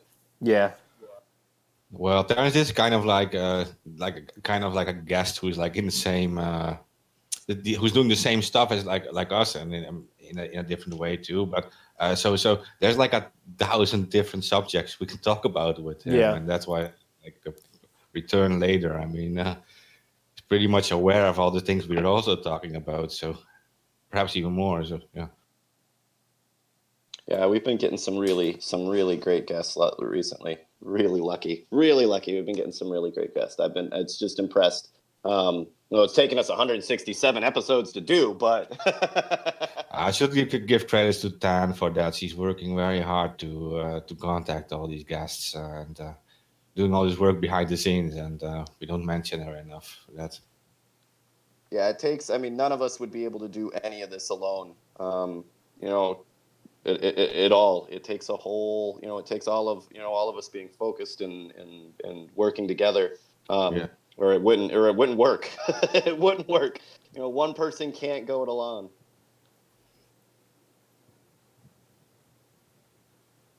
For the rest, I think Tyler listed like a huge amount. Yeah, there was so much in the program to go over today. I guess we can can start with Hong Kong, and then and then move on. We actually did go over a couple of things, with the Palestinian homes being destroyed already, but we'll probably go over a little bit more into it. But yeah, so I mean, if you guys don't know, the protests are still going on in Hong Kong. The Hong Kongers are showing us what's up. Same as like in Puerto Rico. They've got some real unity going on there, and for independence, I really wish that there was more. This is like a pro-democracy march on the large scale, unbending in the middle, in Hong Kong, and it's getting zero press coverage, like nothing. We posted a video yesterday of the protesters showing the world how to take care of tear gas, and they are on it. They are on it. So these guys, tear gas comes over, team of 4 guys runs up real quick with a parking cone, throws a parking cone on top of it. They pour some baking powder and a bunch of water in the top of it, seal up the gas canister and chuck it back. It is beautiful. Smoothly. Yeah. I mean, it is. They move in a synchronized team in the way that only Hong Kong can do. Like, it was beautiful to watch. Like, the whole time you're watching it, you're like, what the fuck? How come we're not doing that? Oh, dude. Nice work. But you need to practice that on the backyard. Yeah, it was. I mean, if you watch them do it, like, that is exactly what we all need to be doing at protest, having a designated team that's only job is there to get rid of, and using the plastic traffic cones allows them to put it over the flashbangs as well. So when the flashbang explodes, you're not hurt by it. It's really, really great work. And I mean, the same way that we always undo their extremely heavily funded technologies is normally with like a $15 fix. And that's where that's how we always end up doing it. They will build these billion-dollar machines, and it'll be undone with a guy with a fork and some tinfoil on a bulldozer. But they're still staying strong. They are still marching. We've got the coverage that we can. We do have some people on the ground, but like all of these protests in authoritarian countries, it's just like here. It's dangerous. Especially if you're somebody that's speaking out, that's organizing, that's sharing stuff. They are doing what authoritarian governments do. But it's great to see the entire city standing strong for freedom. It's amazing to see. So yeah, that was my. I've been waiting all day to talk about Hong Kong. I love, same with, like I said, same with Puerto Rico. I love it when people throw their differences aside and stand up against oppressive governments. That is how it's done. But there isn't much live coverage to be found, actually. No, like we post a video every day, at least from what's going on in the what's going on the ground. They took over the Hong Kong International Airport 2 days ago, and that was the people of Hong Kong and all of the workers in the airport all took a strike day and sat in with the protesters. But there's been very, very, very little coverage of it, other than us and a couple other stuff. I think RT and Rupert TSL have both posted some stuff, but not a lot, and no coverage in the corporate media. At most on the way by that 2-second, hey, I guess protests continue in Hong Kong next. Yeah, but it's also very difficult to because there are so many different stories that complete the opposite. Well, I think when it comes to media, there are a lot of different stories out there, but a lot of them should not be being covered by the biggest news organizations on the planet. If you can only pick out a couple of news stories to talk about and get the word out, right, is what Kanye West said really that important? Right? You look at the news stories that they'll post and, there's nothing there. This isn't really news. You know what I mean? You could get this from absolutely everybody, and then you're going to the big stories to, organizations like us or to somebody's live stream or their Twitter to find out what's going on in Hong Kong. And it shouldn't be that way.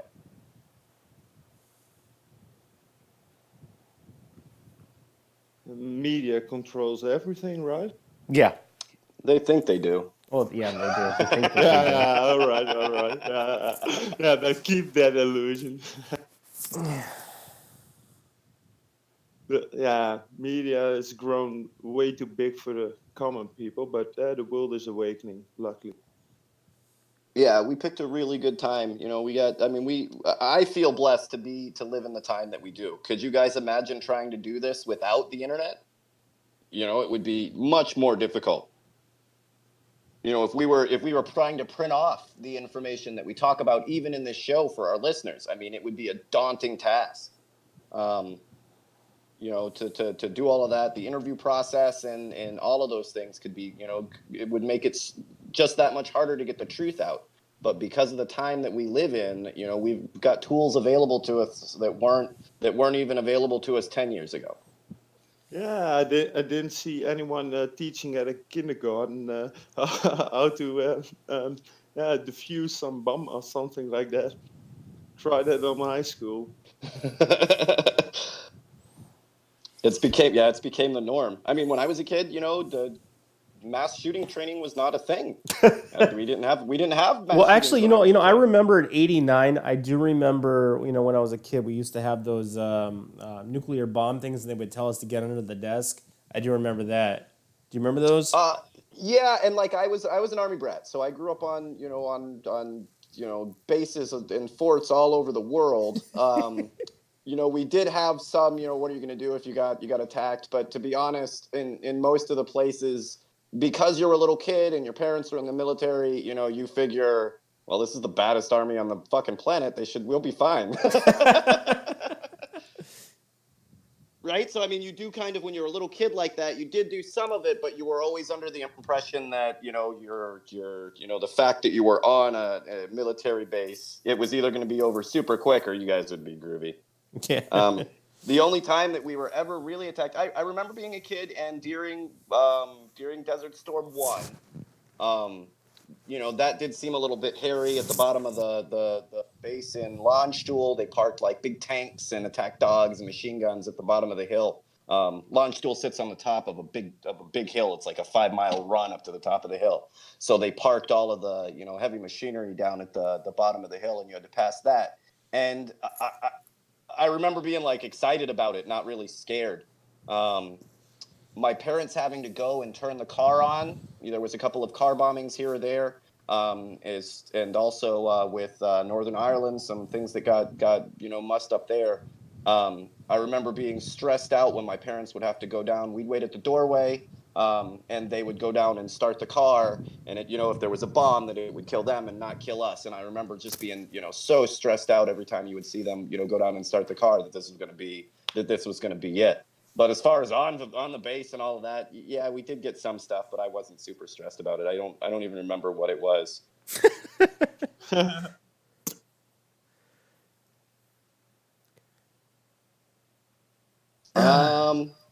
We do have some stuff in the side channel. Let me we do have some topics. Let me pull them up. Some pertinent ones. Which was Well, some of the suggestions were better than the ones I had made. Let me just scroll up. Well, I definitely want to talk about the EU. So there was in Germany and in because of the whole ACTA 2 things, and I hope that maybe some fluffy Shutterbug could join us if he's online. John, you might. Yeah. So because of the whole ACTA 2 thing that is going on in Europe, YouTubers are aligning with the trade unions, and they're forming their own union. They're basically making demands to YouTube that's saying that, hey, if you don't agree with our demands, basically we'll say fuck you and we'll get off the platform and we'll go somewhere else. And to be honest with you, I didn't realize how powerful Dlive was and these other sub platforms to compare to YouTube.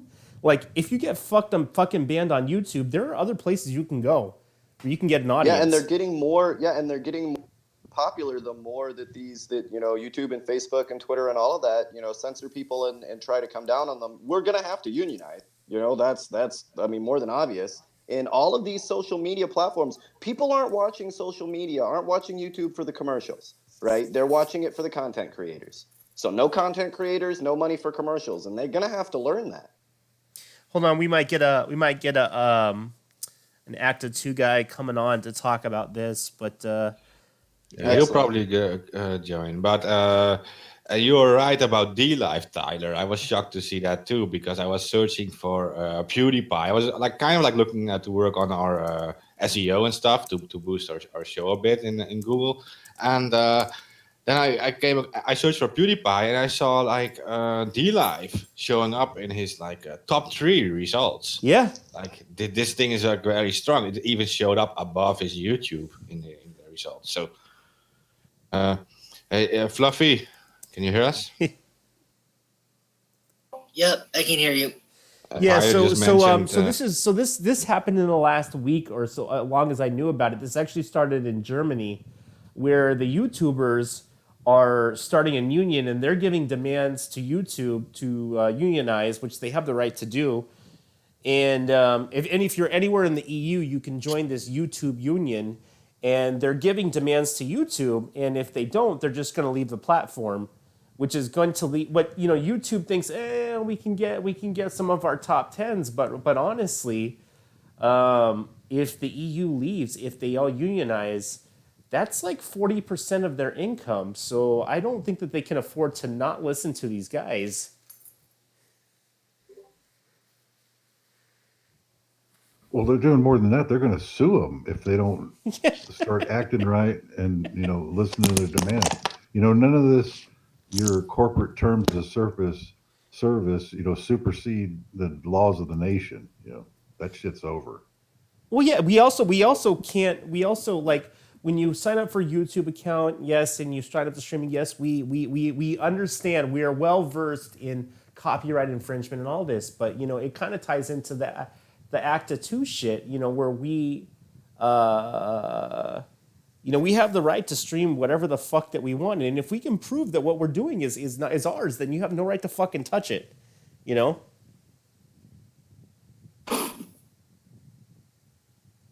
I don't know. I heard a laugh there. Okay, there is actually a second part. You go first, Alamo, because I have a different. Oh well, no. I mean, you know how allegedly YouTube started was Creative Commons, right? We can all share. It's all, content for everybody. It's all to be shared, and now it's turned into their content that they can tell and then start pushing you around. The whole framework has changed. Well, yeah, I mean the name of the platform, and now they're acting like it's their tube. Okay, so we have the ACTA thing causing unionizing on YouTube and people banding together, and we also have another aspect of the ACTA 2 thing already starting to show. Tyler, you also listed that in the list of show topics, and that is that the European Union now rules that if you host a Facebook button on your website, that you are now equally responsible for their privacy abuse. Well, that has to do with Article 11 or Article 15 was renamed later. That it has to do with ancillary copyright. So that actually linking to something is also copyright theft. But it also means that if you are now linking to like something else, that you are also part of this entire scheme of things. So yeah, it is going to hurt Facebook now, because webmasters who simply put like a like button on their thing are now responsible for what Facebook does. So It's getting so ridiculous. You know, they're literally enforcing laws on code. It's getting so stupid. So wait, so for having they're saying so for having a like button Yeah. on your page that or on your content that is somehow a violation of copyright? Or you're responsible because somebody can like it. You're responsible for the video, or No, what, for how the does that? for the share, because the sharing of data, which was Yeah. implied upon the user Okay, subscribing to the like okay. button. Yeah. Yeah, because Facebook does a lot of things with when you click a like, a lot of stuff happens at Facebook, right? They are like registering this in all their databases. They are using it to show you different ads. They are mapping your behavior, and that simple little like button, it seems like innocent, but it's actually creating a lot of shit. Like So putting you in all why kinds of is that not databases. Facebook's fault, and why is that not Facebook's fault, and the like the content creator or the server management's fault? I don't understand why that's not Facebook's fault for collecting up all the data and not keeping a hold of it. Well, a German group, they actually sued webmasters in the German court, and eventually that German court ruled on it, and then they took it to the European court, and now the European court has like, websites linking to Facebook are also responsible, and that has a few consequences, and that is that they now have to explain on their website, if they have a like button to Facebook, they have to explain on their site exactly who they are, what they're doing, what data they're collecting. They have to put this disclaimer that what happens to your stuff when you actually like it. So, yeah. Wow. So I mean, they're just like focused on destroying their own platform at this point. I think the Germans want to get rid of Facebook, to be honest. Well, and they used to have their own. I forget what it was. When I was a kid, they used their own Facebook. It was it was a German version. Man, for the life of me, I can't remember what it's called.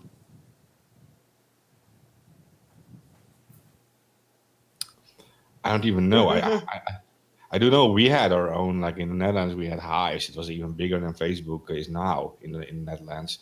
And you're talking about millions of users, but I think Hives was even bigger in our country back then, in percentage of users. So. Is it still active, or is it turned into a game website? I think when the delete Facebook movement started, there was actually a new Hives launched, and it did get when that Dutch television show called to leave Facebook, they did get like 30,000 people or something overnight joining it. So there's like a new Hives clone, like a Hives 2.0. But, yeah.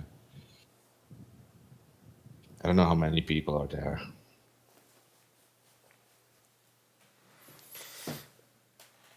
Will it be a decent alternative near?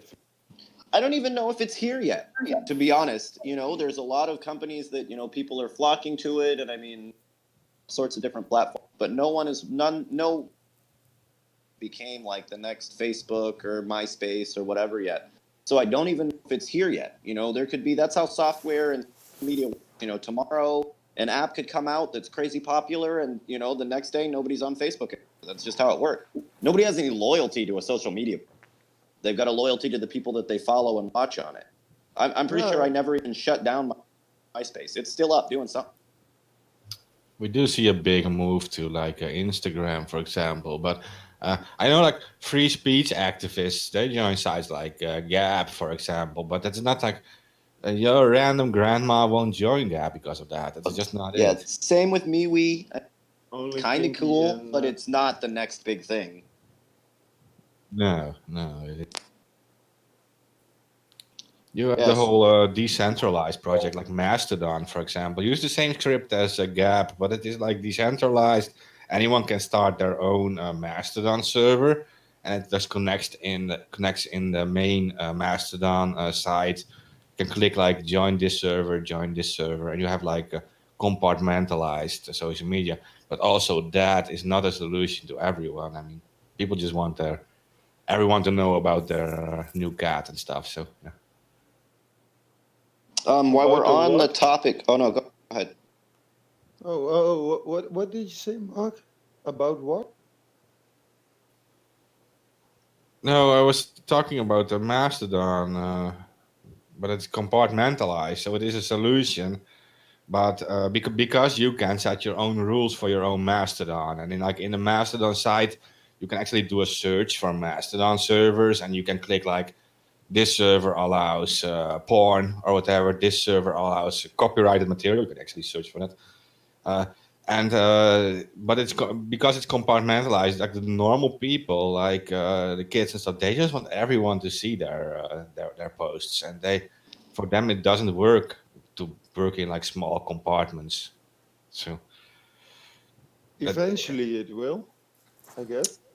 I guess, yeah, it's nice if they would consider it like having their own little group on like Facebook.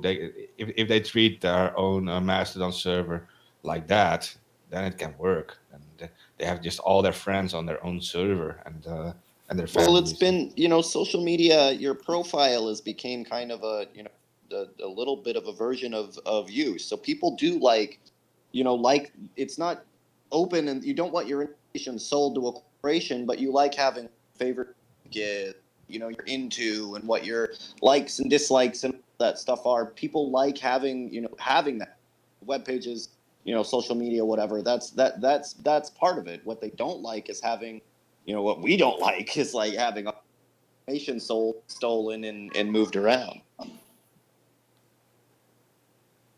Yeah, but I'm countering it by selling some corporate information. I'm doing this exact opposite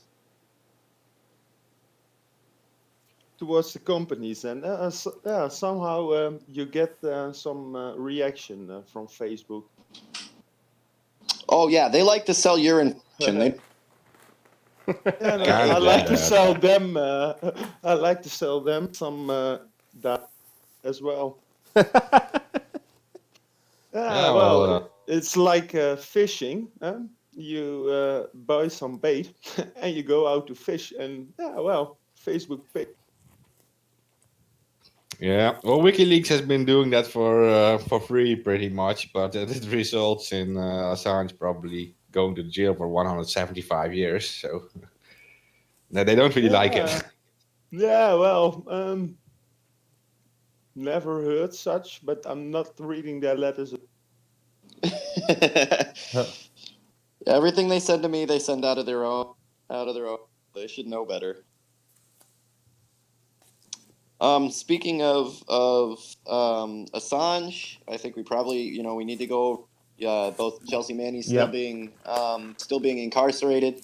And I think her fund is at 30,000 to help her pay for all her shit. I think I don't know what's up with her apartment, but I don't think that it's at this point they're trying to save anything. But she's gonna walk out of she's gonna if when this trial is over, she might be looking at a couple $1 million charge that she's gonna have to face from the court, which she most likely won't ever have to pay. But she said, I think during an interview, that she's willing to live in debt than rather than to talk to the judge about this case. So I get where she's coming from. I get it, well, it's not going to stop. That's Yeah. the point too. It's not like if she playballed this time, they wouldn't. You see the difference between her and Michael Cohen, Yeah. right? Same situation, right? As long as he keeps talking and tap dancing and says everything they say, he doesn't have to be in jail, right? He can defraud the government, defraud the Congress, lie several times, and he's allowed to walk free. But because she refuses to lie for them, right? They keep her locked up. I will say, she's definitely gotten more support on social media.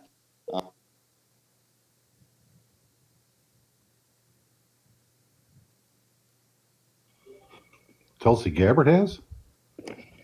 No, Chelsea Manning. Oh. Sorry. We'll talk about Tulsi Gabbard later on. Yeah, Kamala Harris is a cop. Chelsea Manning actually did a lot of good work for us. I mean, without her, we wouldn't even know about these Americans actually like shooting civilians and Reuters journalists like for fun from an Apache helicopter. I mean, this is incredible. This is like. Oh yeah, they're definitely heroes of our time. Chelsea Manning, I mean, is definitely a hero of our time. If only all of us could stay so strong under such adversity. Against people that will lock you up without charges and take years away from your life. Yeah, I mean, I'm proud of them every time I see one of their statements, and they continue to stay strong. Did we talk about the Australian government and Assange? No, we didn't. You can talk about that one. So from right now, I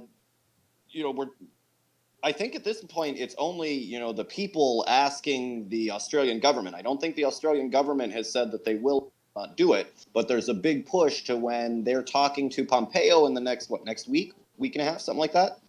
That they bring the issue up to his extradition and about him possibly coming back to Australia, because he still is an Australian citizen. Yeah, that's true. But they do have a meeting coming up, and I know there is a big demand. There's been a lot of protest in Australia. There's been a lot of protest in Perth and Sydney, and I think. Was there one out in another one out in Western Australia? I think there was another big protest out in Australia, but I'll have to go and look up where it is. But they did. There has been a lot of support for him. It's just getting the government to demand it. Yeah, the Australian government really isn't going out of their way for Assange, are they? I don't really see them doing much of anything. Well, we've got some secret bases out there in the outback. And there's some money tied up in that, which is why they don't. One of the reasons why they're dancing to anything that the U.S. tells them to. New Zealand doesn't do it as often, but we don't have any of those cool bases out there. But we've got one of our big secret research facilities way out in the middle of Australia, and it's worth quite a bit. Pine Gap, I think is what it's called. Yeah, and there's some cool toys out there. We do some really, that's probably one of the places we do keep some of our more secret technologies because it's so remote.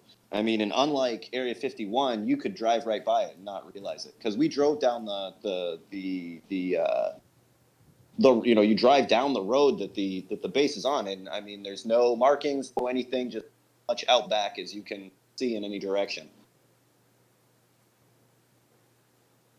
So I'm sure that has a little bit to do with it.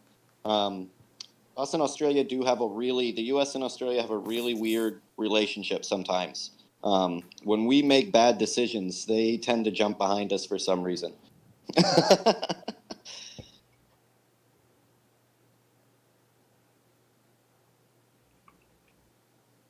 Sorry, I'm surprised they don't seem to be putting any motions in between the U.S. and the U.K. or between the U.S. getting him. They don't seem to be stepping in the way at all. No, and he's an Australian citizen. I mean, it's weird that they don't have anything to say about one of the high-profile citizens that you have being illegally extradited to the States. You don't think that that's something you should speak up about, like at all? So yeah, they're extremely quiet, and they shouldn't be.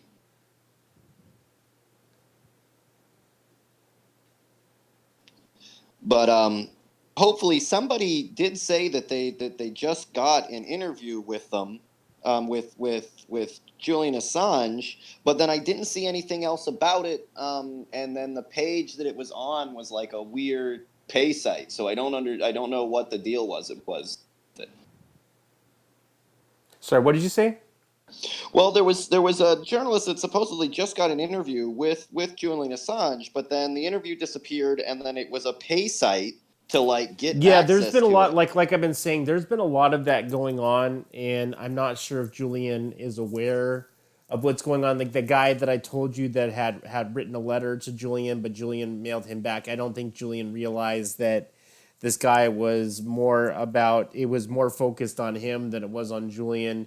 That's going to be going on a lot, and since Julian is cut off from the outside world, on the internet, well, for most, well, he has probably access to TV, but nothing really online. So you're going to see a lot of that going on. Yeah, and I mean, I would advise people, come to our page, go to his mom's page is normally pretty good on getting out real information right away. So I mean, if you don't see it on one of those pages and it's somebody that pops up, because that's why it popped up. Like when I looked at it, I was like, well, who's this guy? You know what I mean? How did you get like unfettered access? So I mean, if you do have that moment where it's like somebody that out of nowhere seems to have direct access to Julian Assange, it's probably not true. Yeah. But yeah, this went straight to a pay site when you went to the to the interview. So yeah, I'm pretty sure it's fake, but I haven't heard anything about it as well. Yeah, and without making our listeners think that we are pitching ourselves here, there's a reason why we say just listen to us or whatever, and don't just follow every random journalist who suddenly is a friend of Assange. Well, before that was never interested in it. Like we're saying this because we don't have any ads, we don't accept donations or whatever. We do have actual direct contact with Julian Assange's mother, and we are only trying to help as good as we can, and we do our best to run Twitter storms and other things to get people aware of this entire situation surrounding Assange, and we try to be as unbiased as possible. But if you want to follow a reliable source without if you don't trust us enough, then follow his mother on Twitter, Christina Assange, or WikiLeaks itself, like defend.wikileaks. It's ran by his lawyers, and Assange said something about that himself. He said, in the case of him being arrested, don't trust anyone except for his lawyers. That's pretty much what he said. Oh yeah, his arrest was 100% illegal. He was illegally evicted from a from a site from the Ecuadorian embassy. He was illegally removed. Yeah, and he was very clear because he knew that people would be abusing this entire situation and they would be lying about him. And he said, you can't trust anyone except for my lawyers because they have this agreement with me that they fight for me and they do whatever they can to help me. So that's the most reliable source, the actual lawyers. But for the rest, Christina Assange, we do our best also to give her messages as much exposure as possible. You got to imagine her as a mother. Her son is in prison, and facing 190 years, Well, and for every major news organization to ignore the story completely, or put their own corrupt spin on it, it's daunting, and trying to get information that I definitely feel sure, which I mean is why we try to post as much as we possibly can when they do, just to keep it in the the ether of the internet. Yeah. So I mean, like I said, he's arguably the most famous people on the planet right now, and they'll do a story of some low level celebrity before they do a story about any real news that came out at the same time about Julie. It's just crazy to me. Even if you just tell the news, but didn't, it's still a huge story.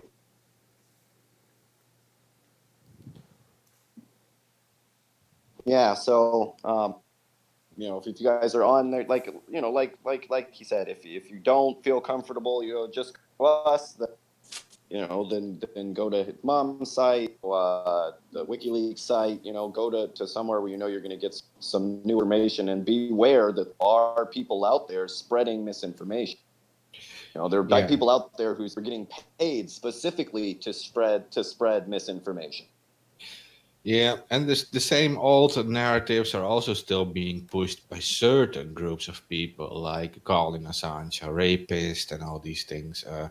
All of these stories have already been proven to be wrong. Yeah. There is actual proof that these stories are not true. Even the so-called victims admitted this. Like their actual text message communication leaks are online. Yeah, It she is said available. that girl said she was pressured by the police to say something. Yeah, and like the police, the Swedish police actually did do an investigation into the case, and they had access to the text messages sent by these so-called victims to friends and stuff, and these text messages are available in the court documents that have been used to charge Assange, and the Assange lawyers got access to these messages, and we've also seen them already, these messages, and they pretty much say that no, she wasn't raped at all. This lady, they tried to frame her for like saying Tyler. They actually tried to frame her, and because they did have like a sex without a condom, and she wasn't sure if maybe Assange had HIV or whatever, and she wanted to go to a police station and ask the police if it is possible to make someone do an HIV test if he doesn't want it. So that's pretty much it. And then she was questioned by the police, and they said they made it an entirely different story, talking about a rape and everything, but it was not at all about any of this. And then it was dropped. Even they can nothing there, and yet they're still trying. They're still trying to use that that fetch warrant or whatever as an excuse to prosecute it. Yeah. But I don't think that they are even interested in getting him convicted for any of that. It's just to discredit his story, to make him look so as bad as possible, to force this whole extradition process through. That the protests against him being extradited don't become large enough to actually stop it. I think that's their main goal behind it. She said if she had the chance to have sex with Julian Assange again, she said she would. Yeah. So I mean, there's your case. I mean, how is it rape? She wants to have sex with him again. So how is this rape? I don't get it. Yeah, and she made other social media posts too about saying she was sitting outside with him, and there were such amazing people around them, intellectual people, and they were talking, and she wasn't feeling cold at all because she was sitting outside, outdoors in the cold. And then she said she was asking for if someone had tickets available to some events they wanted to go to. All these kind of things. They had a kind of a relationship. So yeah, and he's being put forward as some kind of abuser. But there's all consensual stuff going on, and all these tweets and all these messages are available. I mean, the media isn't showing them, but we have access to all these things. Yeah, no. When people call him a rapist, and I said that's rape based off of some police agenda pushing some shit that she wasn't consenting to a guy wearing a condom, not wearing a condom during sex. I mean, that's to the rest of the world, the consent, the definition of rape besides Sweden means something else. But in Sweden, the definition of rape is not wearing a condom. Yeah, But you're media. You could say, they could say that he was, for not wearing a condom. They could tell what the story was. They could tell the truth. Yeah, but the rest. Okay, he put his dick inside of her, and she was cool with it. So how is that rape? Like, I don't get it. Like, I really don't get it. Yeah, because it's also half of the story. Like the one half is that he wanted to have sex without a condom and she didn't consent to it. But the second part of the story is that she did actually later on consent with it. And she said, like, you better not have HIV. And he said, no. She was actually, that's literally how it went. And she said she would have sex with him again if she had a chance to. So I was like, what part of this is rape? Well, good job, Julian. I'm glad to see that you've got good references. There's nothing worse than you're like, no, I didn't rape me, but I never want to do. Let's have 3 raging cheers for Julian Assange on that one. Yeah. Nice work, man. Hooray! One more for the good hooray. guys. Maybe that's their actual hatred for him. You know what I mean? Not only is he a great journalist, but he's great in bed too, and that pisses them off. How about some porn leaks? It'd be like WikiLeaks for the porn for porn leaks. Times, yeah, they might want to see something. But only politicians and government officials in compromising positions. That would be great. Can I be the hooker? Can I be a hooker? I'm dating for it.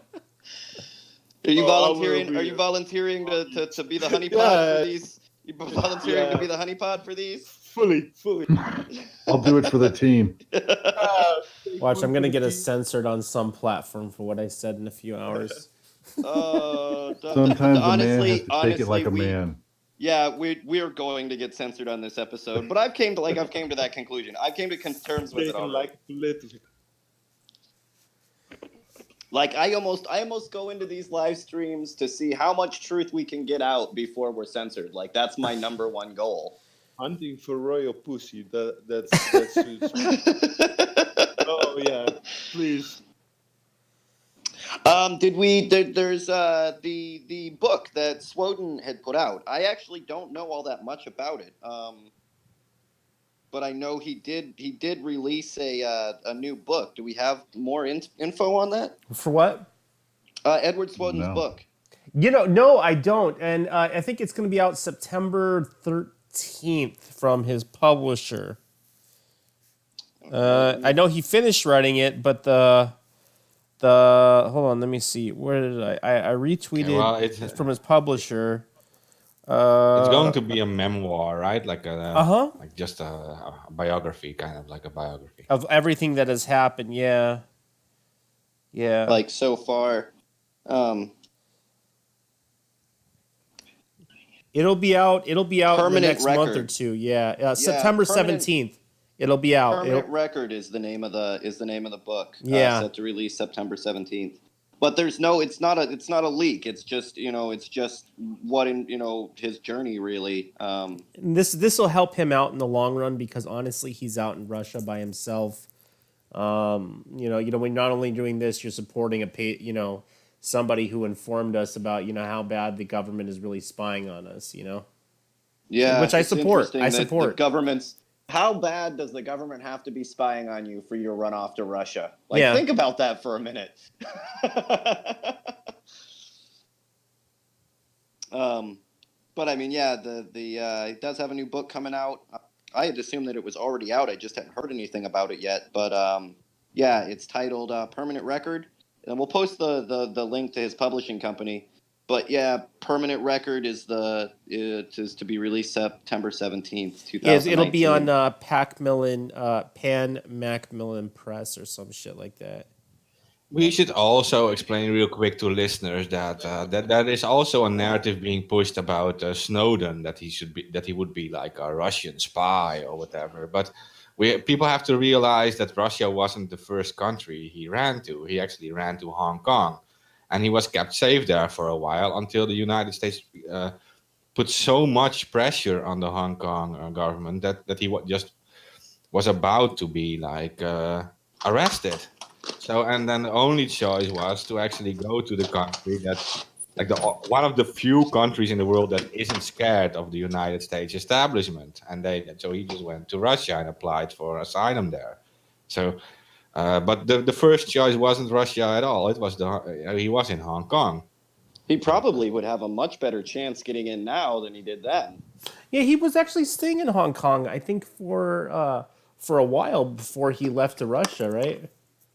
Yeah, and it was WikiLeaks who helped him get away from. Julian did. Yeah, Julian. I think Julian personally helped him out in Hong Kong. Yeah. And they used all kind of methods to fool the U.S. government, and I think the U.S. government is still scared. They bought like 20 plane tickets going different countries, and they weren't sure. They were trying to confuse about which one he was actually going to get on. That's probably smarter. They would have caught him. Yeah, and that's always been the technique WikiLeaks used, also for their whistleblowers, that they weren't trying to hide anything. They aren't trying to hide whoever leaks to WikiLeaks. They aren't actually trying to hide the data. They are embedding the data in so much false data that it becomes impossible to extradite what is true and what is actually happening. So that is their method. They feed loads and loads of data that the government agencies just can't make anything out of. So heads or tails of. It's the strategy there.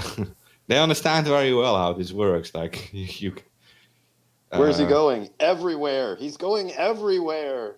Yeah, but this is the same as like we know that like companies like Google, they like record everything we do, like our search queries. They record everything, so it's impossible to hide anything from them. But it is possible to actually load them with all kind of fake stuff. So you can all kind of make unrelated queries, and they illegal, right? Oh, it's not illegal. Like you can, like if you're searching for something that matters to you, you can also like search for 50 other things that are completely unrelated and you don't care about at all, and will like make your one search query that matters completely irrelevant to anything. So yeah. You know what's weird is when like you're talking about like searches, right? Is that what you guys are talking about? Yeah. You know what's weird is that like when I do some really obscure searches, and I do this a lot to test what Google is capable of doing and not, I keep on getting a lot of these, your search has been filtered based on the DMCA notices, and I'm like, okay, like, so I guess if you really want to find some information that's pertinent to something like a leak or something, you really can't find it on Google. No, and even I think I'm not sure if we talked about this last time or just in the chat, but I mean Tulsi Gabbard's suing for what, 50 million for I believe it, playing with the search results and trying to manipulate the public opinion again.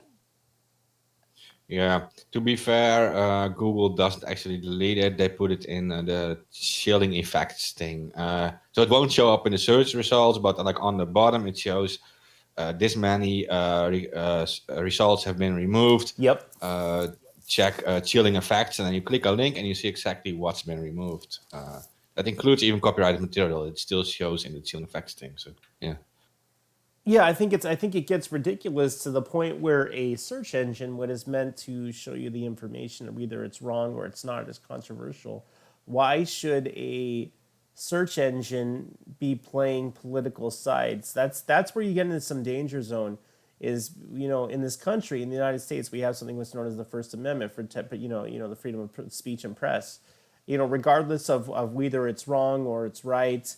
You still have the right to show the search results, whether you agree with it or not. It's getting to the point where the normal what we call ClearNet is not ClearNet anymore.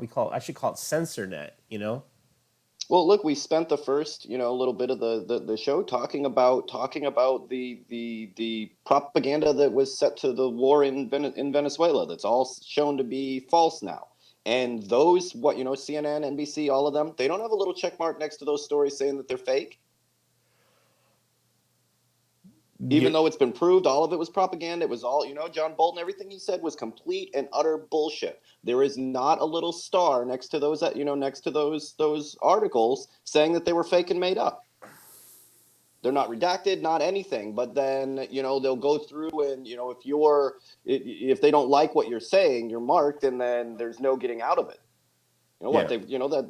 They tried to push that, what WikiLeaks isn't even real news, right? You know what I've been hearing over here. Recently I got into a fight online. Maybe Mark saw it. Where these up and coming people in that are running for political spots are saying that WikiLeaks is. I've been hearing this a lot. Is a Russian intelligence narrative.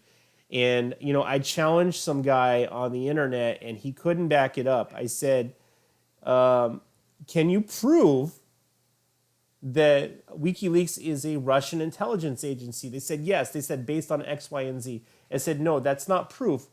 Proof to me is proving that you had some proof online that the intelligence came from a Russian agency, such as an ID log. You had a Russian IP, which I told the guy which could be hacked, a database correction, this and that. He couldn't prove, nobody can prove that it was a Russian intelligence agency. You know why? Because it's not fucking true. It wasn't a Russian intelligence leak. Whatever happened from those leaks of those emails came from the DNC, and somebody gave it to them on a USB drive. Well, yeah, and you're still more upset about that somebody leaked the information from the DNC. Corrupt information that was leaked. It was leaked from the DNC on a USB drive. It was not hacked. It was leaked. Just like why they call it, everything is called WikiLeaks. Yeah, they're not hackers, so I don't understand, but they use the word hacking for anything dealing with technology. Yeah, they don't understand how a database works. They don't understand how everything is logged on the back end. They don't understand how IPs can be spoofed. When you start getting into the technology part of it, and you say how can you prove that it was Russian intelligence? There is nothing other than hearsay knowledge, and it's all based on the hacking element, which they haven't proved it did not happen. They can't prove that it did happen either. You know why? Because it didn't happen. Well, there's no knowns and there's no.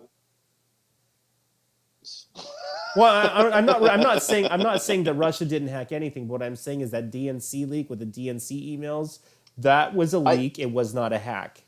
Yeah, see, but this is where I start having problems. I don't care where the proof of your corrupt dealings comes from. I don't care if it was the Russians, the Iranians. I don't care if it was Taiwanese hackers. I don't care if it was the North Koreans. I don't care where the information about your illegal activities comes from. I care about your illegal activities. Aliens. Yeah, fair enough, man. If the aliens want to drop the Hillary Clinton's emails, that's fine. Right, but the point is that you were running, right? You were manipulating our political system against the will of the American people to try to get Hillary Clinton elected, right? That's what you're in trouble for. I don't give a shit who leaked it. Yeah, so, I mean, it's the outrage that someone would leak information about your corruption is so much greater than the outrage about your corruption, which is what is important to me. If you don't want the Russians to leak fucking your corruption onto the internet, don't be corrupt. I agree with you. That is too simple, right? Yeah, the Russians have no. If you run a real candidate that doesn't have all of these crazy ass skeletons in their closet, that isn't one of the most corrupt people in the American government, you won't have any of these problems. The Russians have nothing but leak. But if your candidate is corrupt as fuck, right, then they've got plenty of stuff that they can use against them. And all they got to do is make a meme with your corruption on it. That's as simple as it is. That's how weak our candidates have become. Our candidates can be undermined with a meme. Yeah. You are right. So yeah, I do like. I just it bothers me that the same people will come out and give like episode after, not episode, but news show article after article about the leaks, right? And then ignore all the corruption that came out of the leaks. Oh, WikiLeaks is in trouble for showing us Apache helicopters mowing down innocent people. Are you going to hold any of the people, like are you going to hold the murderers accountable? Yeah, In no I mean, other what about situation- the United States? I think they were United States citizens that were murdered, and they were working, or they might have been UK citizens that were murdered. They were working for Reuters in Iraq, and they were just mowed down by an Apache helicopter going crazy. Yeah, and I mean, it's one of those things where there's no other situation where you're more upset about the person calling in about a murder than about the actual murder. How did the gunner on the Apache mistake a video camera for a rocket launcher? Like you can definitely tell. You can definitely tell in the infrared camera that was a camera, not a rocket launcher. It is a lot more difficult than you would think to tell some of those. Something on somebody's shoulder really does, could be quite a few different things. It is kind of hard to tell. It's not all of that information isn't coming directly to the pilots, right? So we've got drones, and you've got all these other people that are telling you what their equipment are, who they are. You've got all this other information coming in, and you're just given the order to pull the trigger. So, I mean, it's kind of like when you get mortars, right, coming in, right? You're given the coordinates for the mortars. You're not told whether there's a 10-year-old there or not, right? You're told there's bad guys here, light them up, right? And that's what you do. You're under the impression that you're giving orders from people that know what the fuck's going on. But when you're getting orders from war criminals, right, that makes a big difference. But there are a lot of people that are here. I don't blame the pilots for what's going on, any more than I blame the soldier on the ground, right? They're told the same lies we were. Yeah. And if I'm not mistaken, right, 2 of the people out of that operation, that we know about, there probably is more that have in that circle just statistically. But 2 of the people that were directly involved in that operation have committed suicide, because as soon as they found out what actually happened, you know what I mean? That's on their souls now. Dick Cheney sleeps fine at night, right? He'll get another heart replacement, won't bother him at all. But the soldiers that actually had to, that you use to kill innocent people, they have hearts, right? That does affect them. Yeah. So yeah, it is just from personal, to kind of go back a little bit, just from personal experience. When you're looking through your optics, it is really hard to make out some of those details, and a lot of that information you're depending on the other technology around you and the other people around you to give you the information. You don't always know what you're lighting up, and when it comes to you may be 100 miles away, 1,000 miles away. You're just, told what to do. As far as your guys are under heavy fire, right? You got to get them, you got to get them safe as soon as possible. So, I mean, they definitely use that to their advantage. They don't care if innocent children die. And that's becoming more and more, apparent. But the fact that you would hold WikiLeaks accountable for exposing that, and not the people that knew about it and caused it to happen, is so backwards to me. Critical thinking isn't learned on high schools. In America, we don't have a lot that's learned in high school, so that's not a surprise to me. Yeah, most people come out of high school much dumber than somebody who hasn't been, who was learning on the streets. Yeah, some of these schools, you probably do come out, like, as far as being able to live in the actual world, you probably do come out. No skills, yeah. Yeah. Well, even then, like, shit, half the stuff that you were told in your history books that you thought was the real deal is complete and utter lies. Yep. Yeah, reprogram yourself, but totally unlearn everything. Well, you should come up with a different language, right? Well, it's easy. That's easy for a nons to do. So, you do have people that are easily hypnotized. Right, so you'll go to one of those shows and they'll pick somebody out there easily hypnotized. You can get them to do things. That's part of the human condition. Then you've got another part of the population that no matter how many times you snap your fingers and run your watch back and forth, it will never hypnotize. And that's where a non sit normally, where they're doing all the things that normally work, but the pre-programming, that just might not work for all of the population.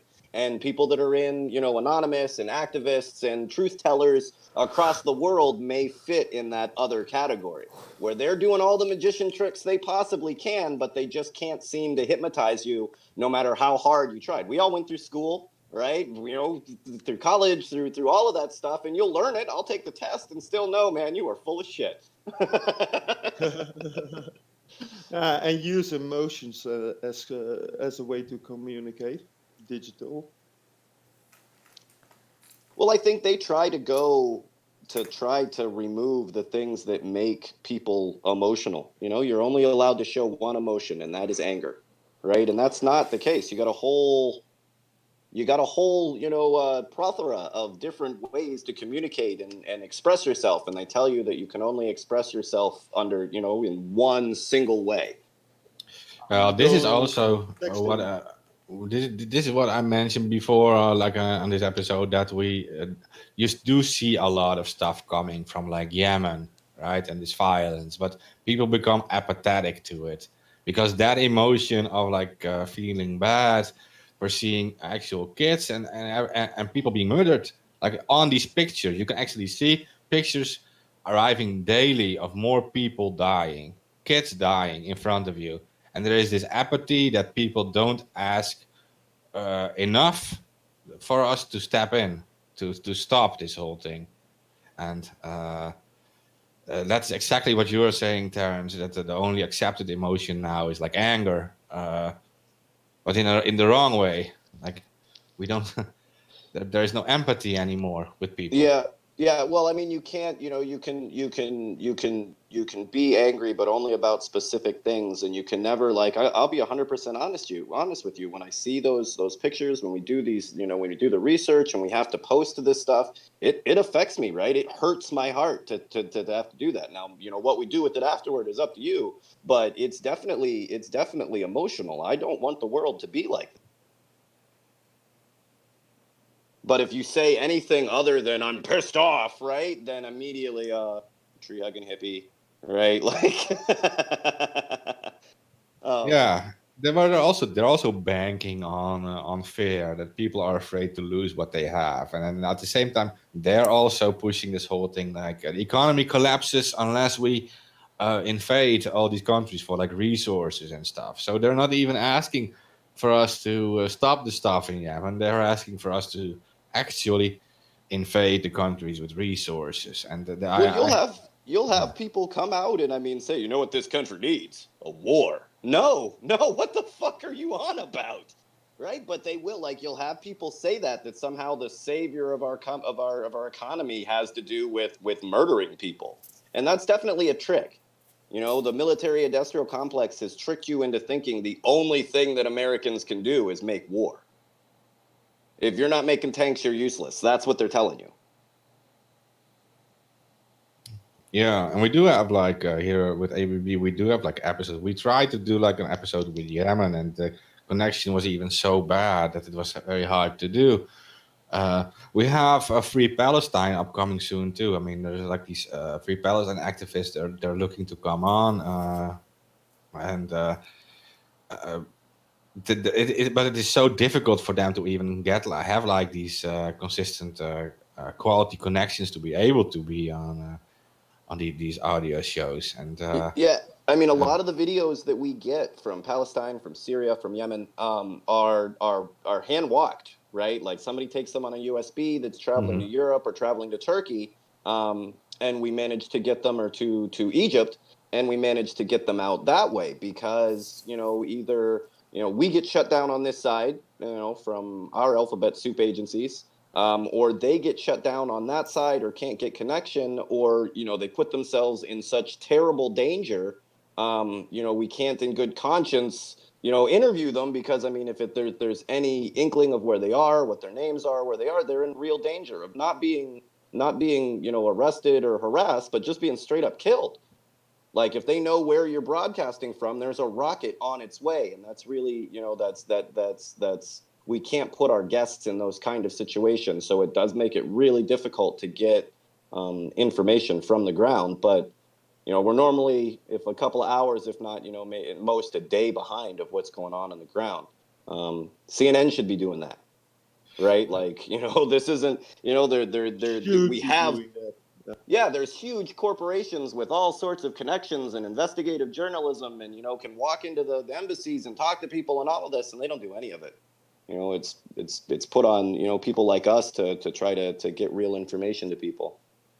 So I'm reading in Tan is telling me that at least the Free Palestine people want to come on 17 or 18 August. So excellent. Yeah, if people want to listen to Palestine, the real truth from the Palestine war zone, is how we can safely call it, I think, is they can tune in on 17 or 18 August, or probably. And we can always make adjustments if it's for certain places, especially for Palestine, for Yemen. If we do a Thursday and a Sunday emergency show, but if it comes down to getting the word out, right, one of us will will get on and make sure that your voices are heard. So I mean, if it comes to a date where it's not on a Thursday or a Sunday when our normal show is, we'll make sure that you get a platform, one way or the other. Oh yeah, we'll get a stream up like Team No Sleep. Doesn't matter. I want to go through the list. Host live from Guantanamo Bay. Can we host a show from Guantanamo Bay? Okay, so here's it. It's connected but not connected. So we have been trying to get McAfee on. We've had a little bit of connection back and forth. There's a chance that he won't be able to interview how we normally do. So I mean, if that does happen, then one of us will be heading off the coast of Cuba for the interview. If that goes down, then I'll at least go poke around. But Terrence, he is posting updates, living in some kind of Faraday style cage somewhere in Europe. Yeah, he's Eastern living. Europe. I think he's in Lithuania or some shit like that. Or Albania, but he's living in a Faraday cage. Like, he lost his boat. Like, I don't know how much longer he can hide out. I think this is like maybe his last hurrah, but I hope not. But the Dominican Republic definitely has to give him back his boat. Like, that's not their property. Yeah, I mean, I don't. Oh my God. Yeah. I mean, I don't know.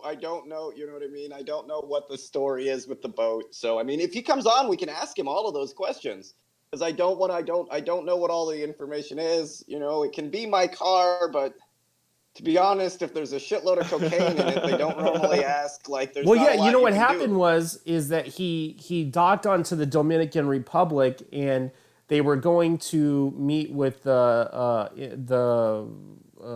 officer, that you meet when you dock, to declare weapons or goods. They didn't even get that far. As soon as he docked, his boat was raided. That's what happened. Well, I mean, you did give a video like live streaming on bath salts, so I can. Well, they said it was because they were trying to find out if he had any weapons to declare, but he didn't even get that far. So he docked, and there was a bunch of guys with machine guns came and arrested him. They didn't brought the cocaine. He might have not. I think now that he's been traveling from site to site, I don't think he's been doing as much of the hard stuff and mainly just drinking. But but soldiers at war used speed. What was it? yes, meth. Yeah. Yeah. Well, I mean, he's had a chocolate. Yeah, he's had a pretty wild run. I don't know what the deal is in Eastern Europe. I don't know. Like, I don't really know any of that. Honestly, the Dominican Republic, I'm pretty sure he has a lawyer over there, but the Dominican Republic will have to release his boat, or they will have to give him the amount that it's worth, probably around 1.5 million, somewhere around there. But they will have to return it to him because it is not property of the Dominican Republic. I don't care what law they make up, but it is definitely not their property. It's his. And he was arrested on false charges, and I guarantee you his arrest was directly tied to the CIA, like he said. Like I know John McAfee's on a lot of drugs and he says a lot of crazy shit, but I do know personally that there is a lot of weird shit that goes on with the CIA in that part of the world, in the Caribbean. Well, I think he doesn't. I mean, I think it's more obvious he does not give a fuck. Yeah. And he had the money at the right time to do it. I don't want to, because there is so much misinformation going on surrounding him. I know that he said he has some has information about the CIA. I'd love for some of that to get leaked anytime you want to, brother. They definitely haven't given him any quarter because he hasn't leaked it, so you might as well. But wherever he's at, if he doesn't feel like traveling, we'll seek him out or send somebody. I guess you'd be a little bit closer than I would, but we'll send somebody over there if you want to get the word out. No holds barred. Say whatever you want for sure. Our goal is to get the truth interesting. Oh yeah, he's wild. He is wild. That's why I don't want to make fun of it. I don't want to make fun of it too much. So I mean, look, you're drug, sex, and rock and roll. That's that's fine. So I mean, I'm not gonna hide that. I'm not gonna hide that fun. But I kind of want to, get, I want to get the truth out. Common grounds, I guess. Yeah, he's definitely fuck them. And after a certain point, like, shit, just keep going. What is it on Fear and Loathing? Like, at a certain point, you go so far, they don't even know what to do with you. They also use adrenochrome in Fear and Loathing, so perhaps he's also on the deep web. Yeah, that's a... I mean, he was real knowledgeable. Live stream specifically about all sorts of fun drugs. So I'd love to ask you, done like adrenochrome?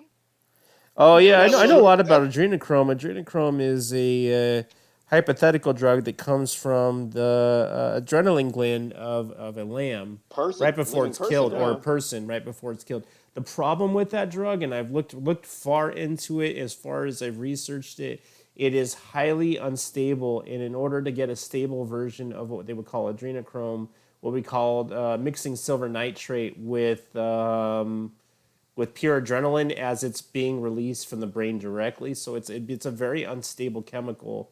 Isn't that how Blade got the vampires? Yeah, like from what I heard, it's so unstable that to use it as a drug would almost be like ritualistic cannibalism, like eating somebody's brain directly and mixing with a couple of chemicals. It's almost unheard of. It's anti-aging. Yeah. So it's a hypothetical drug that was written up, in Fear and Loathing in Las Vegas, but it's a fictional drug. Yeah. I mean, geez, I think the only reason I know about it is from Fear and Loathing. So yeah, I was just throwing it out there because he is on a world-class bender. Yeah. But I mean, that's not that's not really why I want to talk to him. The information that he says he has and all of that stuff. Are you talking about Hunter S. Thompson?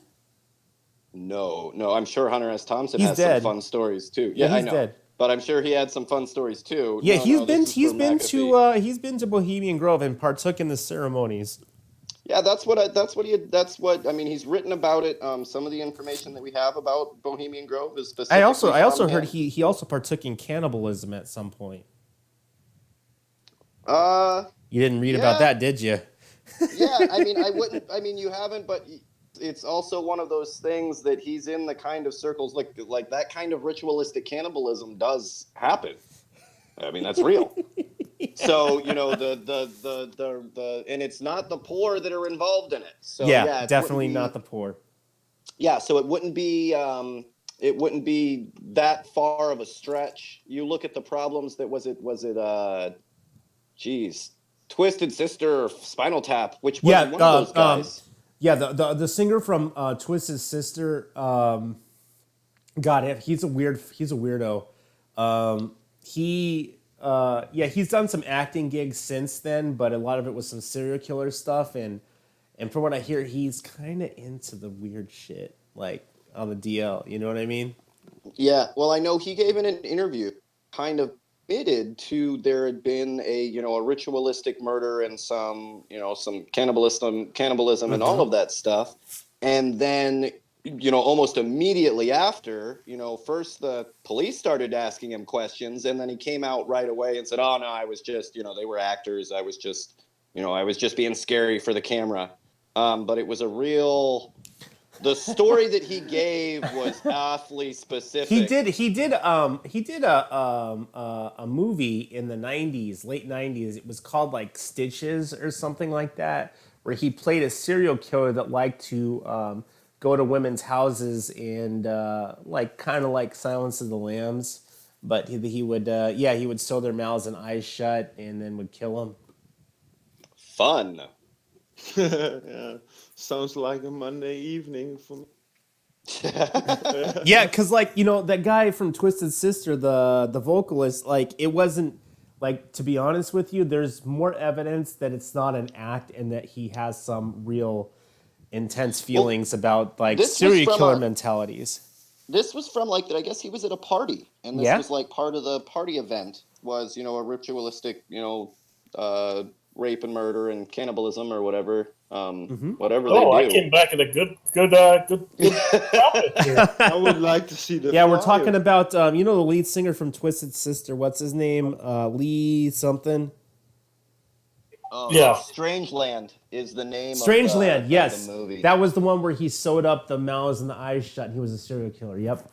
Remember seeing in the late 90s. Yeah, it's D. Snyder. Yeah, D. Snyder, not Lee. D. Snyder. He's in the back. He's in the back end. So he's looking up the stuff in the back end and sending it to us. But yeah, it's D. Snyder that I saw the interview with as well, and he pretty clearly. I guess I'll post the interview because it's been quite a while. I think it was the 90s when that stuff came out. Well, the movie maybe, but this interview was man, I want to say maybe late 80s, early 90s, where they were still relatively big. That he talks about this party, and like I said, if you go back, I'll post the video because it's been a while since I've seen it. But if you look at the interview and then you look at his rebuttal to the interview, he says it in the interview in passing, and it kind of gets away from him. The story gets away from him, and then when he comes back later, it doesn't really match. He just kind of, oh, hey, I made it all up. Have a good day. But yeah, he did a movie named Strangeland, which was based on a serial killer that was... the kind of movie that 90s rockers, horror movies that 90s rockers would make. Right? You're not Rob Zombie, man.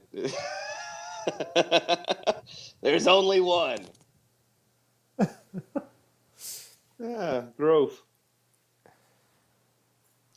So yeah, now that we're on the I do want to get into some weird shit. Get into some weird shit. Okay, so Jeffrey Epstein, I do have an update on that. So Jeffrey Epstein, while he was on Epstein Island, apparently the Gold Dome had been removed from a hurricane. I didn't know about that. That's why it hasn't been up there.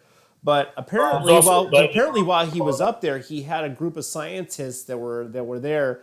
And he had relayed to some of the scientists at one point that he wanted to start a eugenics program where he wanted to impregnate as many underage women as he could.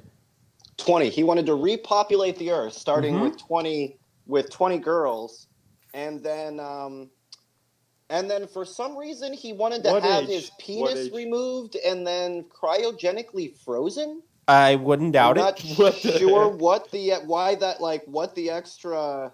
How that was going to help the work, I don't understand. What the heck? I like my penis as well, but if I was going to pick one part to cryogenically freeze, it probably wouldn't be the Johnson or just the Johnson. Why not your whole body? I don't understand why he just wants to have his Wang frozen. That's weird. Well, I mean, it's not weirder than the other shit that he's into, but I mean, that does count as fucking weird. Well, he actually wanted to do that on his New Mexico ranch. It wasn't the island. I read that whole entire story, and I have a source who contacted me and said that Epstein was secretly indicted in South Florida sometime this week. I know that with the DA and Florida, pretty much. I mean, it's not mishandling. They handled that case exactly like they were supposed to. They're trying to spin it like the case was mishandled somehow. That having the government cover your child molestation / human trafficking ring is not mishandling. They did that exactly like they were supposed to. Yeah. But because of that, there's probably some more, he'll probably get some charges in Florida as well. Well, he paid off the Palm Beach, Florida police department. There was $128,000 that went to the Palm Beach department from him. So it's glad to see what they think that the lives of human traffickers are worth in Palm Beach. I guess only 150,000, huh? That's no, not even 150, 128. 128,000. You don't think? I mean, you don't think that that's a little low? I mean, if you're gonna take a bribe, do you really? He's a billionaire, and you got to understand. Well, you got to understand that. Yeah, well, you got to understand that the bribe isn't going to the whole entire police department. It's only going to the guy at the top, the sheriff, who can basically call off the investigation or can make evidence disappear. Yeah, even then, man, I'd be fucking I'd immediately arrest you for trying to bribe me with such a stupid ass number. I mean, you're worth $1 billion, motherfucker. I want half, 500 million. Half. You're way too. Yeah, man, I'm being lucky. You're looking at what, hundreds of years, if not the fucking chair. You're lucky I don't ask for it all. Shit, and you're still going to jail. I want some electricity. As soon as that check clears, I'm coming to your house. Now you can't afford a lawyer, you dumbass. Yeah, but I'm always completely shocked at how little these bribes, how little they'll sell out their own people for. It really, that really bothers me. Flint, you sold your people out for $20,000 cash, not even a brand new Toyota Camry. I know, right? How much? 20K? 20K. So I mean, lots of people made a shitload of money, but the governor only made about 20K off of it. That's what you fucked over the entire city of Flint for, $20,000. Like I said, not even a new fucking not even a new Camry. I would do for $1. Yeah, symbolic $1. I think I'd make you a deal. You can pay me as much money as you think to keep me from drowning you in the Flint water, in the Flint River. Right? I bet you that number will go up so quick when we're at the shore. Oh, nice. That would be nice. Yeah, so I mean, it's always, and you can go through some of these, when you look at the numbers that they screwed us over for. It's always seems so low. I think it's equally with the global debt. And what people will sell each other out for? They sell out cheap. Yeah, cheap. Super cheap. Lowest bidder, I guess. Yeah, I'm not, and I guess we all have morals and principles. So I mean, the funny part is there isn't a number that you could offer it. Right? That's not, I wouldn't sell my people out. I won't sell my people out for anybody. Right? So, I mean, yeah, I can't be bought. Fuck you, man. But they never have that. They never have that response. And they're never cold-hearted enough to be like, yeah, man, fucking, here's my bank account. Feel free. And then what are you going to do? Whine that I took your bribe money? This is Sherwood Forest, man. Your rich ass shouldn't have came through here. It went to the merry men. That's where it's supposed to go, right? Well, if you look at the Epstein case, that's a good example, the Epstein case, right? And seeing how many elites and all these powerful people are involved, kind of thinking it isn't just money they're selling out for, right? They're selling out for other stuff too. They can't be. When you look at what Barbara Walters, right? Because she always, but that thing that she did to Corey Feldman gets under my skin every single time because she's in Epstein's black book. She, you know what I mean? She knew him personally, knew exactly who Corey Feldman was talking about, right? And then called him a liar on national TV and said, "Well, you're just destroying this entire industry." But the deal is, Barbara Walters already rich, right? She's already has the books, the name recognition. She's already on the View. Right, she has absolutely, positively nothing to lose financially by speaking the truth. Right, so I mean, there's obviously something other than money that they're getting at. Yeah, she might make a little bit more money in her lifetime, but she's about as rich as she's going to get. I wonder how much money Epstein actually bribed the airport officials that were seeing these young girls come off of the plane, and how nobody would do anything. Well, I mean, a lot of it is because you're on private airports on a private plane. So, like, a lot of people don't know, like, TSA doesn't exist for private planes, right? No, so, they like, don't. When I have to fly somewhere, if somebody hooks me up with a private plane somewhere, if we're sending supplies, because a lot of times the only people that will let us, like, fill their planes full of emergency supplies are private plane owners. The pilot comes back, he asks, "You guys have anything illegal?" You say no, and you take off. That's it.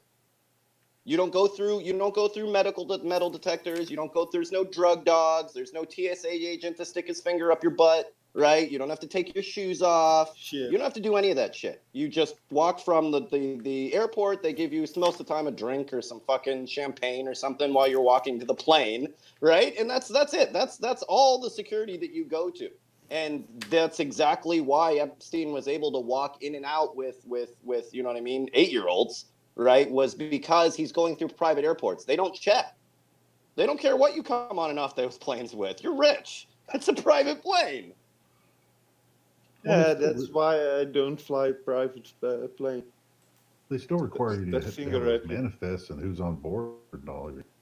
No, not really. So, I mean, they have to have like a general whatever, right? But they don't. No, they don't. They literally open the door from the pilot. He asked you those words. You guys have anything illegal? No, and that's it. That's all he's required to do. Required to do?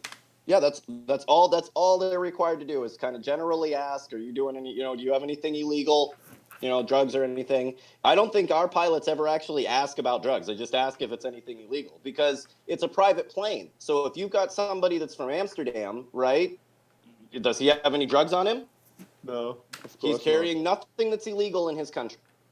Well, that's the other thing that just came up is that they're investigating the pilots of these planes that were flying for Epstein. Oh yeah, I mean it is certain, and that's most of the time you would have the out that you were a pilot and you knew nothing about it, right? But in his rape plane, that's a little bit different of a situation. You know what I mean? Like after a while, it's a rape plane. Everybody knows I had it's a rape no plane. idea. I had no idea that little girls were in the carriage. I had no idea. Yeah. Look, motherfucker, this plane has shag carpet and no windows. What did you think was going on in here? Monopoly. Yeah. But I mean, that's the thing. So I mean, when you look at that picture of Bill Clinton with that singer, which I think she's now the fluffer or the recruiter for Jeff Epstein. Oh yeah, but when she was in that plane, like, come on, even if you had no idea what was going on, right? And I forget her first name. It was like something Chandler. Yeah. And she's like Rachel Chandler. Rachel Chandler. So he got a hold of her when she was real, and that's the one that you see in the pictures with Bill Clinton, on the rape plane. And now, they groomed her. Now she does, like I said, the recruiting. She goes and finds the little kids that he's looking to buy or whatever. Well, the other thing is that Epstein connects into the model industry. And connects into Les Wexner, which is the guy who is behind Victoria's Secret, and even Janice Dickinson. Janice Dickinson was on his black book. What are you doing, Janice? That's what I'm saying. It's a lot of big names that are involved in this trafficking, and it's going to be something to actually see if this goes anywhere or if Epstein's just murdered in fucking prison. Because I mean, like, yeah, I see it going either two ways. Like, number one, they'll let it sit for long enough that the U.S. public forgets about it and goes on to the next thing. He'll get murdered or suicide in prison. Or he'll be a fall guy, and it'll be one of those. They'll make it sound like, like they did for Abu Ghraib, right? You're telling me that a staff sergeant set an entire torture facility up and funded it, right? But they'll put, the same way the mafia does. They'll have a fall guy, right? He set up $1 billion trafficking scam and did it all by himself without any help from anybody whatsoever. Is the story they'll try to tell you. well, Epstein's actually connected to Roy Cohn, and Roy Cohn was connected to the Bronfman family. Epstein's connected to the Bronfman family as well, and the Bronfmans were running Nexium. Well, and they're already trying to have his financial records and his investment records and where his money came from completely censored, right? They don't want that to be released to the public at all, because as soon as you find out where that money comes, you're going to be pissed, right? He was, Mossad, he helped set up the CIA, Clinton Foundation. Yeah, he did help set up the Clinton Foundation as well, and that's the thing. I think that a lot of the money laundering aspect of the child trafficking, I think it went through the Clinton Foundation. How many of those kids were Haitian? Yeah, that's a good question. I mean, here's the thing. No, I mean, it's a legitimate question. I want to know how many kids were Haitian. Not only Haitian though, but Puerto Rican. I want to know Cuban, because this is how they work. They go into these third world countries, and that's how they traffic kids, because they don't have the type of system set up where in the U.S., such as like birth records and stuff like that, they have a very low-end system.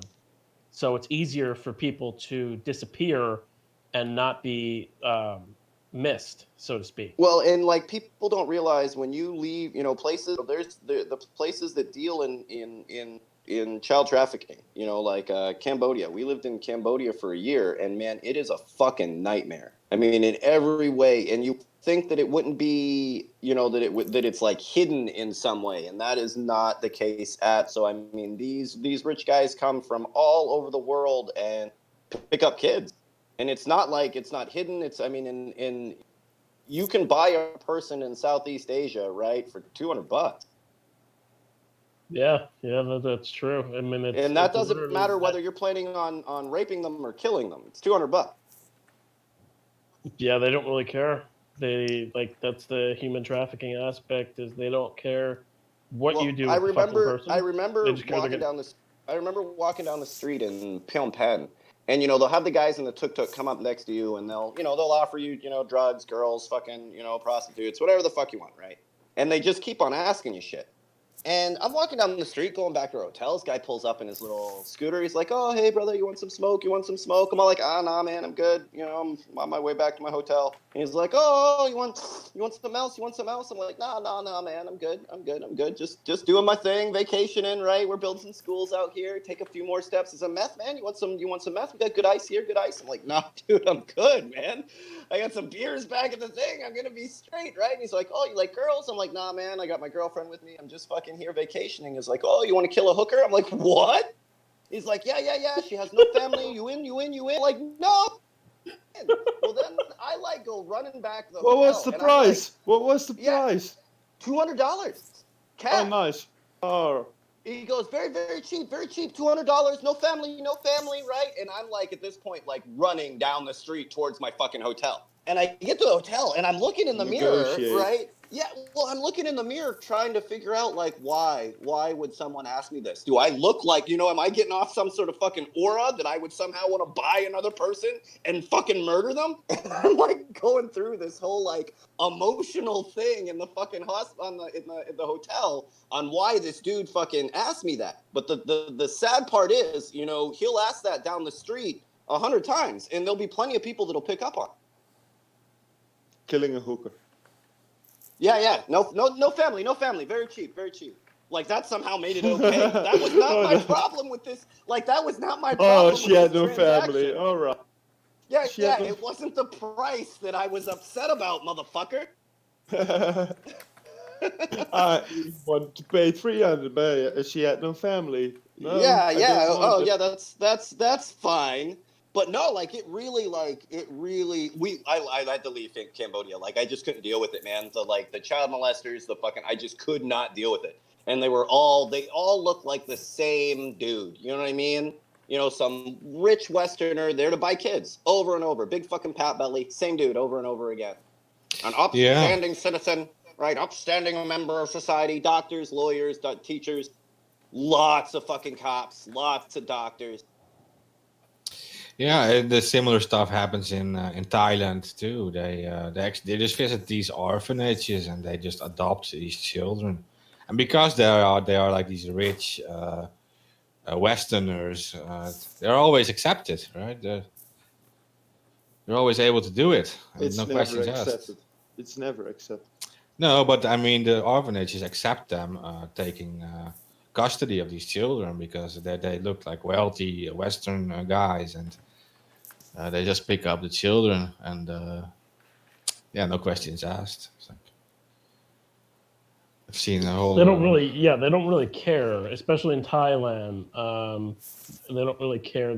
There's a lot of child prostitution goes on in Thailand. It's actually one of the most popular places for it in the. Oh yeah, that's also true. Yeah, but yeah, this case would be just like rich Westerners taking these children out of Sorry, Thailand, guys. right? Yeah, sorry, I got cut off. But in Thailand itself too, there's also a big prostitution industry. Many underage people, for sure. Yeah, I'd say nothing else was like Cambodia. So I mean, there was lots of prostitution in Thailand, but I'd say like 99% of it, 90% of it was adults, was legalized, was just legal prostitution. Where the same with there was prostitutes in Vietnam as well, but like I said, most of them that you saw anywhere were over 18. But then Cambodia specifically is just a child trafficking haven. They're one of the few places that lets Westerners come there and marry children. Also, is it also the drugs and Eastern against the drugs? Well, meth is big in impoverished and abused people in Southeast Asia. So a lot of the girls, a lot of the people that get caught up in these industries get caught up because of drugs, or the traffickers get them addicted to drugs. So they'll fill them full of heroin or meth. And then, after that, you're fucked. They say the same about porn movies, right? Yeah, I mean, I think they definitely I think there's been some argument. I don't think we were going to go down this road, but I think there's been some argument with the porn industry and live streams and the webcams where, well, the power isn't with the pimps and the producers anymore. Right, the same way that live streams are watched in the normal world, or in in social media, that the money and the profit and the exposure and the control stays with the girl that's shooting it, and not with these giant corporations and abusers. It's an interesting conversation to have. Yeah, I've been investigating it right at this moment, but coming back on that. Yeah, really soon. Yeah, it'd be better to get people that work in that industry, that have worked in the industry like legally and illegally, to come in and talk about their experience. I think would be more important, because I mean, I think all of us are really talking about a lot of this from the outside. My experience in Cambodia was, personal, but other than that, I don't know a lot of sex workers, so I don't have a lot of information for you. It's also very actual in Holland at this point. Yeah, it's very actual. Well, when you see the red light district in Amsterdam compared to the red light districts in America, it's night and day for sure. You don't see the pimps and the drugs and the death and abuse that you see, that you see here at all. I can say in the U.S., I talked to two specific people who were sex workers during Op Death Eaters, and one of them told me that the the pimp lobby runs girls around from the East Coast to the West Coast, and what they do is they swap them. Like one day or what? I'm sorry, one week they'll be on the East Coast, the next week they'll be on the West Coast, and they do that so they can't be caught. So I do know that, and I also know Madame Janine Palfrey, one of I'm not going to say her name, but one of her friends talked to me and told me about how they would um, basically prostitute out to elite people, including politicians, um, lobbyists, doctors, all those types of people. And this isn't child trafficking; this is just prostitution. But what they would do is they would prostitute out to these men, and in some cases they would record them, and then they would blackmail them back. And it wouldn't be the girls doing it; it would be the pimps doing it. Yeah, and this is the exact thing that's also happening in Western Europe. Like uh, when Aldwi he mentioned the Holland situation. Yeah, we have a different story here with the red light district. It's all legalized. It is all most of it is safe. It's like 99% safe, but you still can't rule out the whole child abduction thing and the whole child trafficking thing. That is like a different story. That's also illegal here. It happens in secret, and there are kids being collected, and they are like, especially like in Belgium, in the Belgium area, the exact thing what you just said that actually happens. And we talked about this before, AK, about the true situation. And then his boss, Michel Nihul, he did the exact same thing. He was a big coke mafia guy, and he organized these sex parties, and he would bring these underage prostitutes and invite politicians. They would have sex with these underage prostitutes. He would record them and blackmail them just to get more power for his cocaine mafia, to like get away with everything. And he, at some point, he controlled most of Western Europe and the cocaine trade. So Yeah. perhaps Well, and still. like the two women from Smallville. So you guys remember the Superman show Smallville? They Yeah, were running a weird sex ring as well, and they would get like young actresses and record them, or having sex with a producer or something like that, and then blackmail them with the video. Yeah, I have Right, read about that right. too. The Smallville And story. this actually goes back to the 1930s, believe it or not. The first instance of this was with Louis Rosensteel, and further than that, the guy who was involved with Louis Rosensteel was actually Roy Cohn. So Epstein connected to Roy Cohn and being connected to the Bronfmans. It's basically a reincarnation of the same rings over and over again. Yeah, because I And mean, these are the same as like the Hellfire Club. I mean, everybody talks about the Hellfire Club like it's a great thing that all our founding fathers belonged to, and not that it was a weird sex party. What? A great thing? Well, okay, so several of the founding fathers, right, were members of the Hellfire Club. Were like real proud members of the Hellfire Club. Wrote about it, talked about it, all of that stuff. But it's the same. It's the same thing. yeah, but what I want to reiterate with Lewis and Cohn is that basically what they were doing is the same thing that Epstein was doing. They were secretly recording politicians with underage boys, and in Epstein's case, underage girls. But another case that mirrors that is Craig Spence during the 1990s. And during the 1980s to the 1990s, Craig Spence was running a ring of underage boys where he was basically secretly recording people at his mansion, exactly like Epstein. Um, and it was rumored by like very, very I don't want to say accurate, very very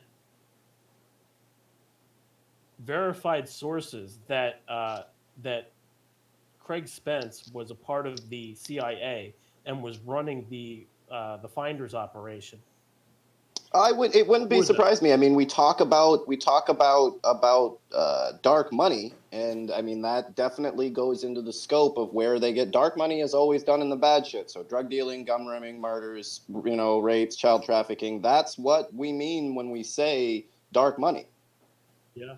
Well, yeah, and the thing is, what they would do, and I know this from Ted, is that they would basically use the child trafficking money to buy weapons, so it was off the books, and then they would sell the weapons to, like for instance, the Nicaraguas under Iran Contra, they would sell those weapons that was purchased with that child trafficking money for drugs, and then the drugs would come in, and then they would sell the drugs. Do you see how it works? That's how things was going on. And actually, during the Franklin cover up, the Franklin Credit Union was linked back to SNL, which was the Savings and Loans Bank.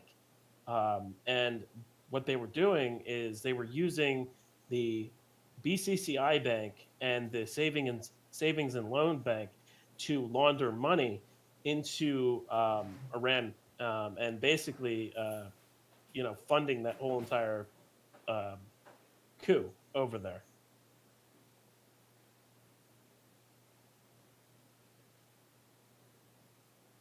Yeah, I mean, I believe it.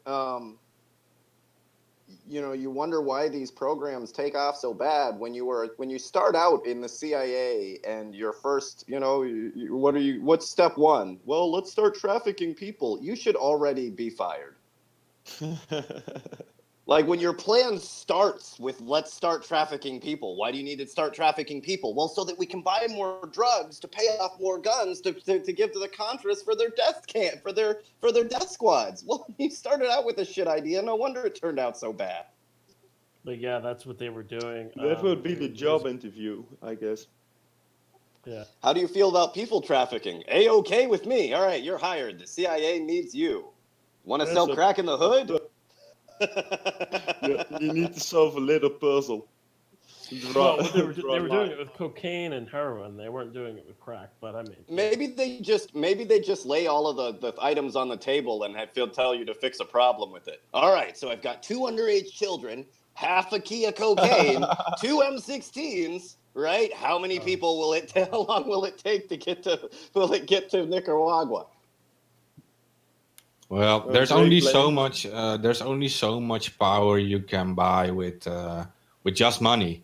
So these people who become billionaires, like Epstein and stuff, they will meet other people who advise them, or they actually see this kind of stuff happening at other groups and other organizations, and they find methods to get even more power than they can buy with their money, and that is that whole blackmail thing, of course.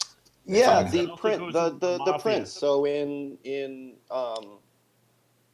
the book, the prince, that's Machiavelli's book. For those of you, one of his books. For those of you who don't mind, he puts influence over money anytime. It's better to have the ear of the king than it is to have the king's riches. So that's pretty standard working for the halls of power, and that influence is always worth more than money. So, I mean, $1 billion, if you have contact and can get every billionaire on the planet to do something that you want, that's worth more than having $1 billion. And you're not spending any of your money to get it done. So that's it. And they read several of those books religiously. And The Prince is one of them, because it does tell you how the inner workings of the power elite work. And then you start to see some of the reasons why that wasn't that much money. No, but you bought influence. Right, that's what all of the lobbyists are doing. The money isn't all that important. They're getting influence, right? The money that they spend isn't really worth all that much compared to what they're getting back for having that connection, that ear, that influence, being able to write legislation and have them sign it, right? All of those things are worth more than the money that you could have spent to make it happen. Yeah, and it is also what most honest businessmen will tell you, and that is like when you ask them how do you get rich, and they will always say you have to surround yourself with the actual rich people. You have to be among them, and you have to make network with them and make Yeah. deals with them. That's pretty much like the connections are the most important thing, like you're saying, Terrence. It's Yep. not money itself. I mean, Yeah. That's the secret to in general. That's the secret to life. If mhm. you don't have good networking, then you're not going to be successful. You're not going to be able to pull off whatever you want to do. You need good networking to be able to do that. And the problem is that we have several elitists that are part of secret societies, and they all meet together and plan secretly our future without our consent. And like for instance, the CFR is basically responsible for planning wars. Um, like Bankers are. Well, you have the CFR, but you have also like the Bilderberg, and you have well, all these secret societies, and they are like they will all tell you, yeah, we surround ourselves with other powerful people because we need influence, and that's as easy as it gets. Like they all think the same. They all want to serve, so they will always join these clubs. It's like, yeah, Yeah, the Bilderberg's one of the ones that you're not allowed to talk about on corporate media. They'll shut you down. thank God we're Like not corporate media. will they yeah, like any CFR? mention of it immediately gets they all get that blank stare. What is it? What was it? What was it? What was it? Ted Capital? One of those. One of the like talking heads on TV. He was on his way to it, and they all get that blank stare. The what? The Bilderberg Group. Where all the powerful people, the most powerful people in the world, go for a party for a week. You can tell from all the private helicopters. You guys don't know about it. You're going. You're going. You're going there tomorrow. And yeah, he just got that like blank look. Bilderberg. I've never heard of that. The card in your pocket about where you're going this weekend. Yeah, that one. That one. Yeah, well, the thing is, like, that's been less taboo over the past couple of years because so many people have covered it, including people in the um, mainstream media. Like, for instance, The Guardian has covered it too. I mean, like, there's been some reporters who have covered the Bilderberg group, and the media does allow them to cover it. Now, it's no longer a conspiracy theory. They're fucking there. You can see them arrive and you can see them leave. Like, Yeah, and I don't even know how much of it, because it's became so well known, how much of it is even real now. It's not like, look, the Bilderberg group is kind of the thing. Yeah, they're all meeting on that day, but these guys all have each other's cell phone number, right? They don't, you know what I mean? They don't really need the one day meeting. The plan is already set. They just go there and bugger each other and drink expensive wine. yeah, well, years ago, before the euro was created in Europe, the Bilderberg Group suggested the euro, and years later, it was created in I the. think I think it was a little more than a suggestion. Well, yeah, obviously, but the thing is that it ended up happening, and All of the things that they're going to mention, the other things that they're going to mention are at the Bilderberg Group are going to, or they're going to try to make happen. That's why right. they're having the thing, and I would say more times out of not, it worked. Well, there are two reasons why we're even aware now of this Bilderberg thing, and that is like one thing is that it's a positive thing is that we have all been hammering on this all the time. We had like groups like We Are Change and stuff. They were always at the Bilderberg meetings, always exposed exactly where they were. Youth protests were there, so we were all aware of it. And at some point, they have to actually mention it. They have to admit it because everyone already knows. But the second thing, and that's a bad thing, is that they are now openly talking about it and they are openly admitting it, and they are no longer afraid to admit it. They are now saying in our faces, they are saying, "Yeah, we are here. What are you going to do about it?" Yeah, I've seen that same thing with with the idea of the Illuminati. I'm not talking specific. I'm not talking specifically about the actual Illuminati, but the rich and powerful, the elite version of the Illuminati, just the oppressors of the world coming together and thinking that they're special. I hate that word. But you've seen, yeah, I do too. It's overused for things that it's not. But then you've seen it. Every rapper out there says that the amount of people that say and use the symbols have allowed the actual people that are in that circle, right? When we are talking about the Illuminati, right, to exist without it, pretty much in impunity, right? So Well, I mean, if you're talking about quote unquote the Illuminati, what you're really referencing is the CFR, Trilateral Commission, correct. think tank organizations, fucking Carlyle Group, fucking Yeah, well, Bohemian Grove, and the fucking guys elites behind that, the blackmail Right. elites behind that. I mean, the blackmailing, trafficking people behind that. Like, Right. Yeah. Yeah. Well, yeah. If you're going into all that, it's a huge fucking list of people. But the point being is that it's better to physically name the groups than just group them under an umbrella and say the Illuminati. Number one, Yeah, because that really you're giving them isn't in its. power. Number one, you're giving them power because the Illuminati, basically years ago, the Bavarian Illuminati was knowledge of a secret that they were trying to keep from the church. Yeah, the illuminated ones. Right. that is the Adam Weishaupt Illuminati. Right. Yeah. Yeah. And then number two, you are literally whitewashing it because you're saying, "Oh, the Illuminati," but then you're not actually naming the organizations that need to be named, that are real organizations and not a fucking shadowy organization that nobody has proof that it exists. Yeah, they want the what was that movie? Not movie, it was two Eyes Wide books. Shut. Yeah, yeah. They want that version of the Illuminati, and that's like movie shit. That's not really. I mean, like I said. No, it goes on. It does go on. That's the thing. Like, there's a reason why he made that movie. The reason why he made that movie was ritualistic abuse, and that ritualistic abuse does go on. It's been proven. The Scotland Yard confiscated a video of a politician in the UK years ago that sacrificed a little boy. I remember that. Yeah, and they said that they had video proof of it. And sacrificed a little what? A little boy. Yeah, a little boy.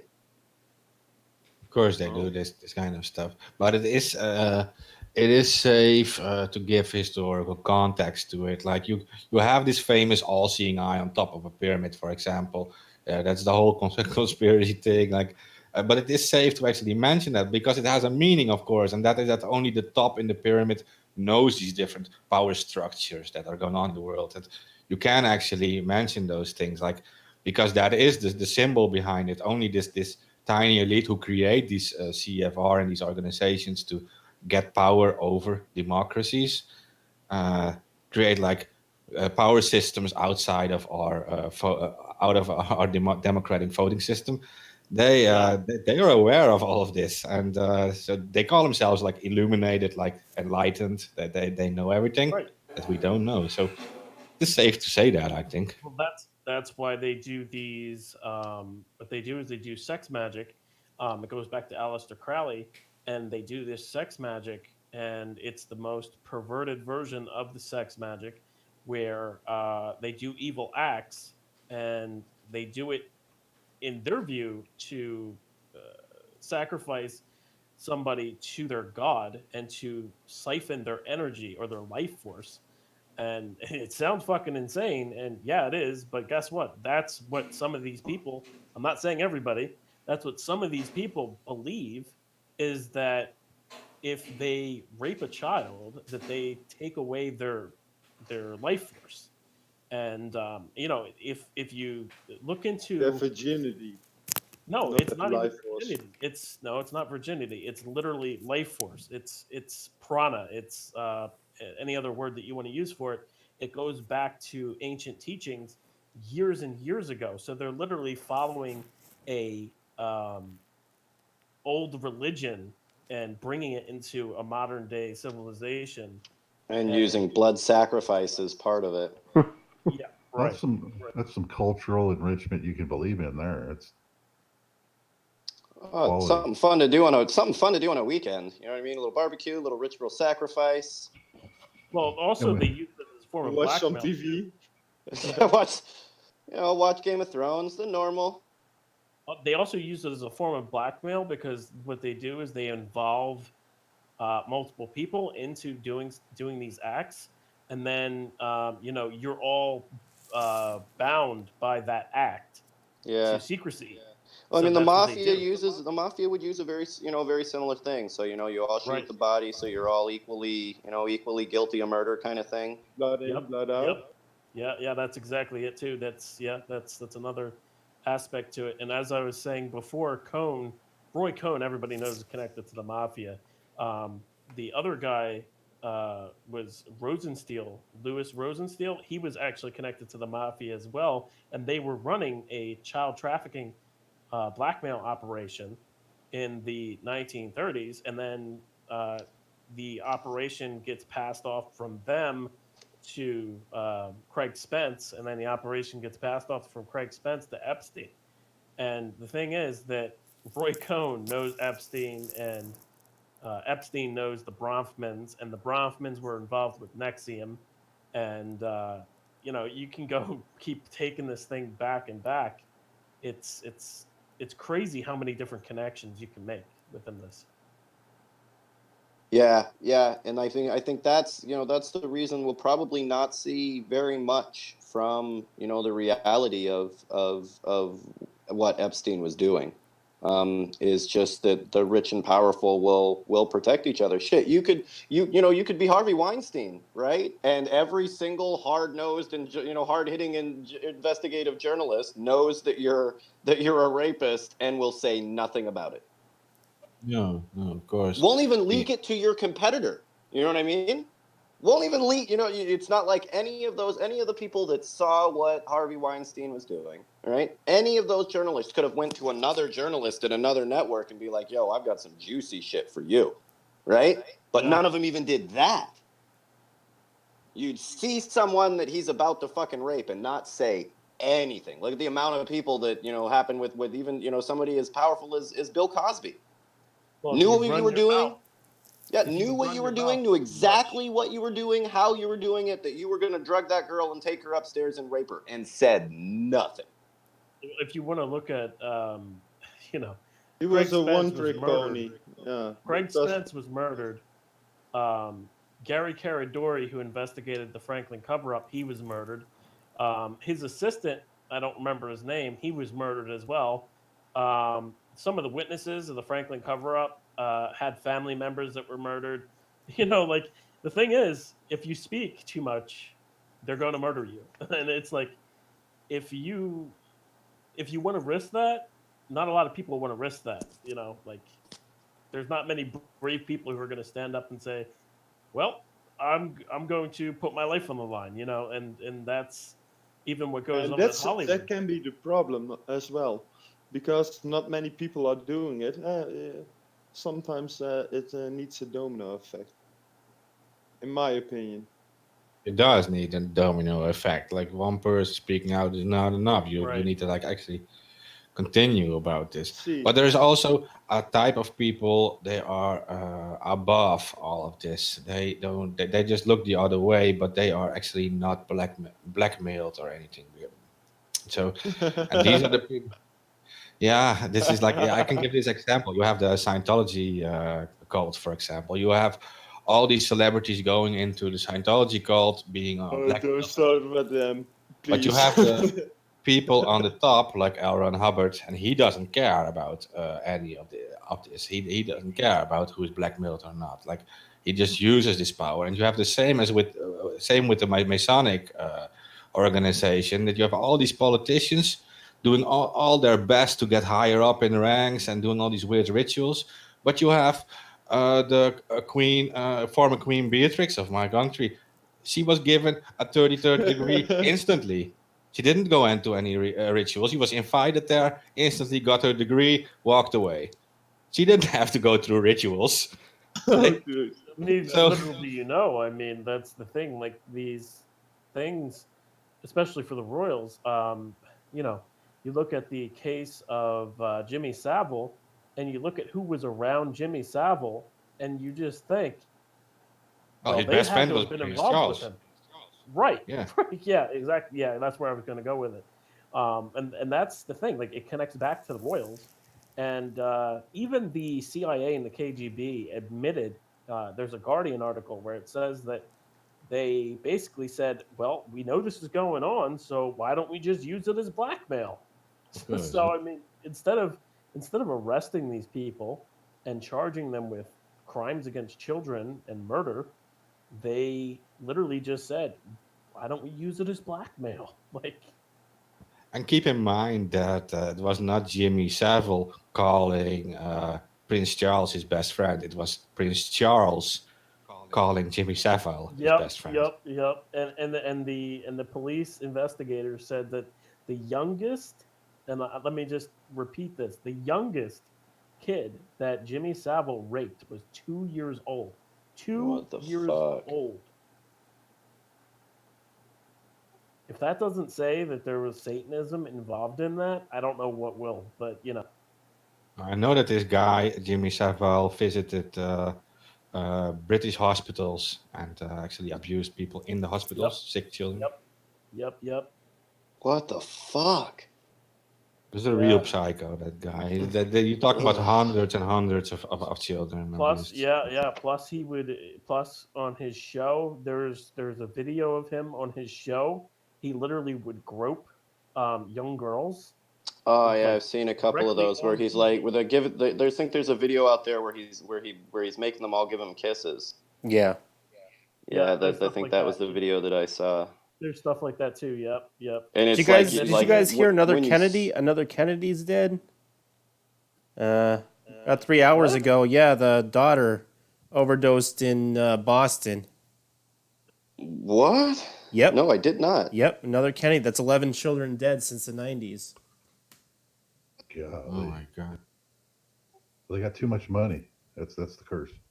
I don't know. I mean, considering that Kennedy tried to. The curse was JFK. Yeah, JFK. Yeah. JFK was the curse because JFK literally said that he wanted to dismantle the military-industrial complex and the CIA.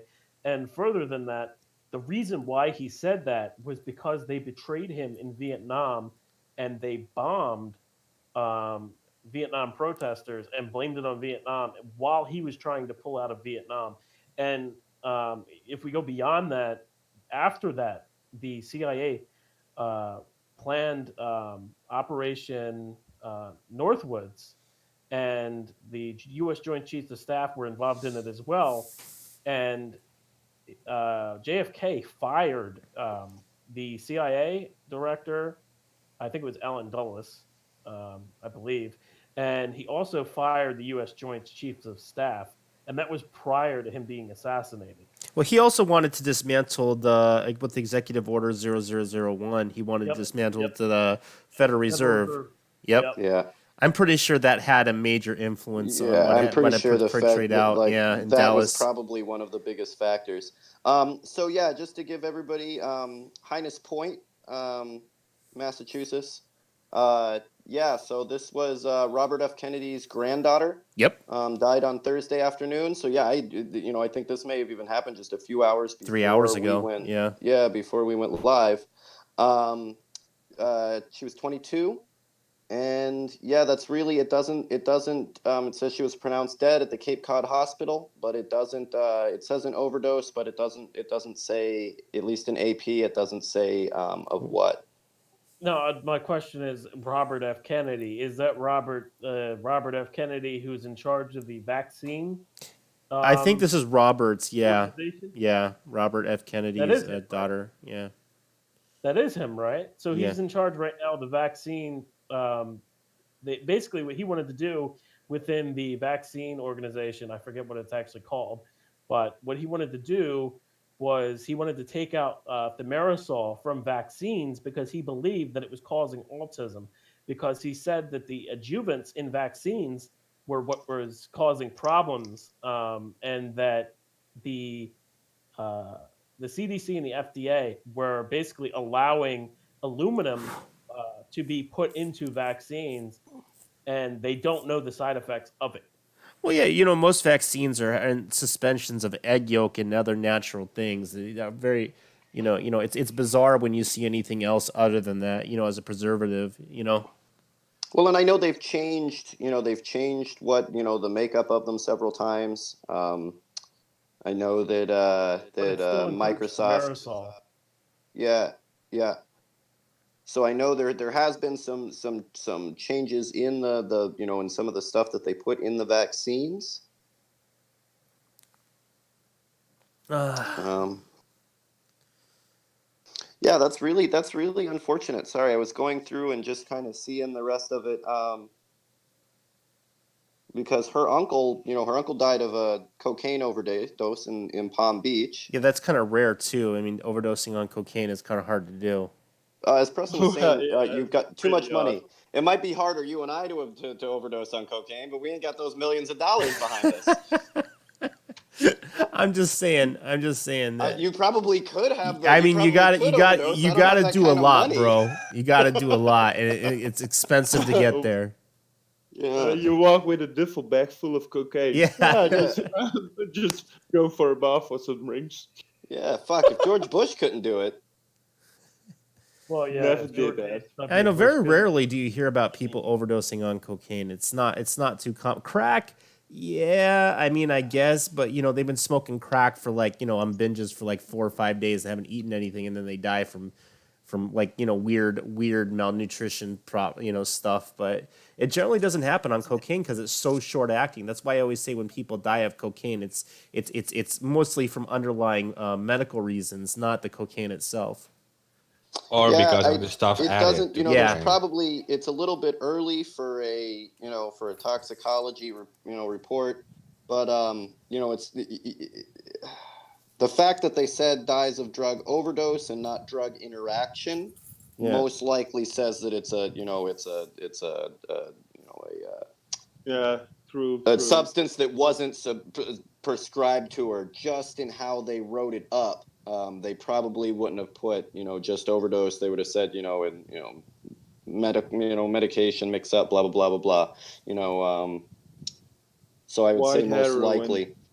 Yeah, it's probably. I mean, I don't know. Wow, Boston Herald, you guys really need to work on your headlines.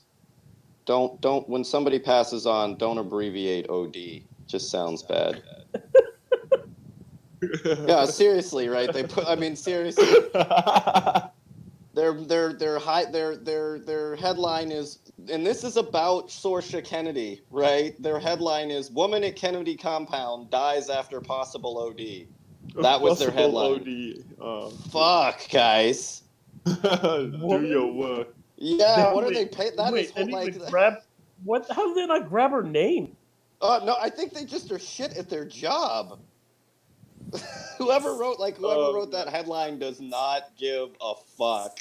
Yeah, I mean, too busy censoring other information. Too busy censoring. Well, no, because in the actual article they use her name, so I don't know why you would just put the weakest headline ever.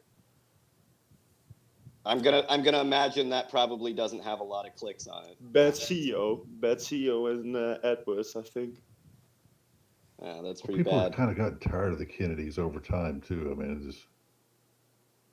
Yeah, we're not America in general. We're not into dynasties. So, I know that the power elite are super proud of their dynasties, but that's just not something that we're into. So after you get about one generation out, we start being well, we don't do a king, so. Well, okay, I would say better Kennedys than the Trumps, Clintons, or the Bushes, right? They're all the same family. Yeah, well, Kennedys. I mean, at least with the Kennedys, you have a possibility of somebody being like JFK, maybe. Yeah, but yes and no, because look, John Kerry's named after after John F. Kennedy, right? So I mean, there's these families. The Bushes are related to the Kennedys. The Prescotts are related to fucking everybody. Obama's their fifth cousin. You know what I mean? So yes and no. Some of these families, we got to make a concerted effort to make sure that they don't consolidate power by becoming, president and several governors and all of that, and are able to sway huge amounts of power because they're all part of one big family. Money all goes to the same place. You know, you look at the Cheneys or another one, right? There's Cheneys everywhere. Everywhere. Ugh. Well, the thing is, they've already kind of tied it up. Like the top 200 wealthiest families account for like 80 or 85% of all political donations. So they've pretty much locked it up. Yeah, I believe it. I believe it. When you look at it, you know, the way that funding's come in. Look, the Biden isn't funded by the people, and he's spending huge amounts of money. So I mean, that money's got to be coming from somewhere, even if it's not a direct donation. You know, they pay for your, you know, your 10 million bots. I think he personally, to be all honest, the last time we checked the numbers, he's only got 2 million bots. He paid for 2 million bots. This thing. Yeah, so Would I mean, it be expensive? the bots, I mean, that it's a chunk of change. So you look over the 2 years. I mean, I'm going to round some numbers here, but yeah, you know, a couple $1 million altogether over that time. Depends on what kind of effect you want. And I mean, he's got, you know, these are bot farms. I would buy a $200 Taiwanese. What did you say? 200? Yeah. So you're looking at, you know, about $200 a bot. Probably a couple $1 million all said and done. You know, a little bit less than he'll run for his advertising campaign. Yeah, there's actually a Dutch company is doing these bot things for them. They worked for the Obama campaign in the past. Yep. I know that they work for the political party in my country called Green Left. They also they use the same company. I know that they got hired for this, and they're like a professional company. They're not like sneaky or whatever. They focus on this kind of stuff, and they use bots for sure. Oh yeah, other you methods. can go down their pages. They all are. From my time working in the Obama administration, they definitely, you know, for the campaign. Yeah, they all use the same company.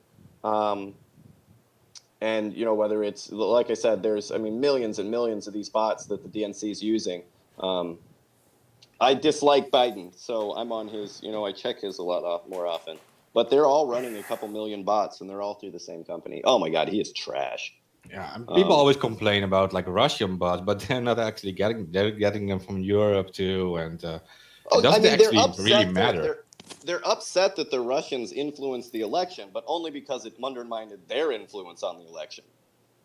Yeah, yeah. They're not really upset that it was being manipulated. They're upset they didn't get to manipulate it. They were working so hard. They spent so much money. I mean, it wasn't even really that much money spent on Facebook to run the ads either. That's a big point to make. They said that it wasn't that much money, so I mean, it really doesn't have that much of a sway on the election. What they're really saying when they say election interference is they're trying to say that the DNC was hacked, and the DNC wasn't hacked. It's been proven that the documents were removed by a USB drive because the documents themselves, within the metadata, it shows that the files had a file transfer rate that is only possible if it was moved from a USB drive, not downloaded from the internet.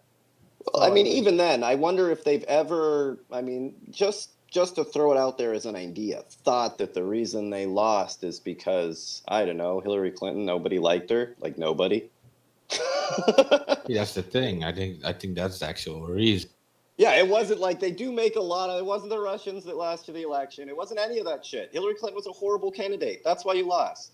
Hillary Clinton lost you the fucking election. You're gonna have to deal with that. You literally thought that we wanted somebody who's lied about Benghazi, lied about Bosnia, lied about 9/11, saying that her daughter was jogging around the tower when it happened? No. Was she high-fiving Trump on the way by? Because I guess he was down there too. They were down there moving. They must have been down there moving rubble together. Well, you know, I think she could have been a bastard you could believe in. Oh, that would have been a great. That's their new slogan. I don't understand. Like, what were you doing jogging around the towers? The first plane hit like a couple minutes before the second one did. Were you still jogging?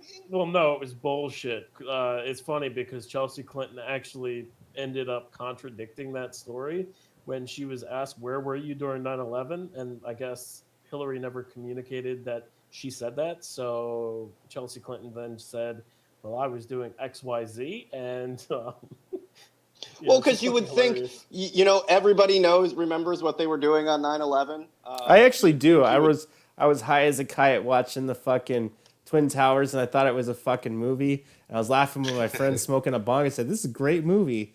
And my friends were like staring at me. They're like, "Bro, this is real." And I was like, I put down the bong, and I was like, "Oh fuck."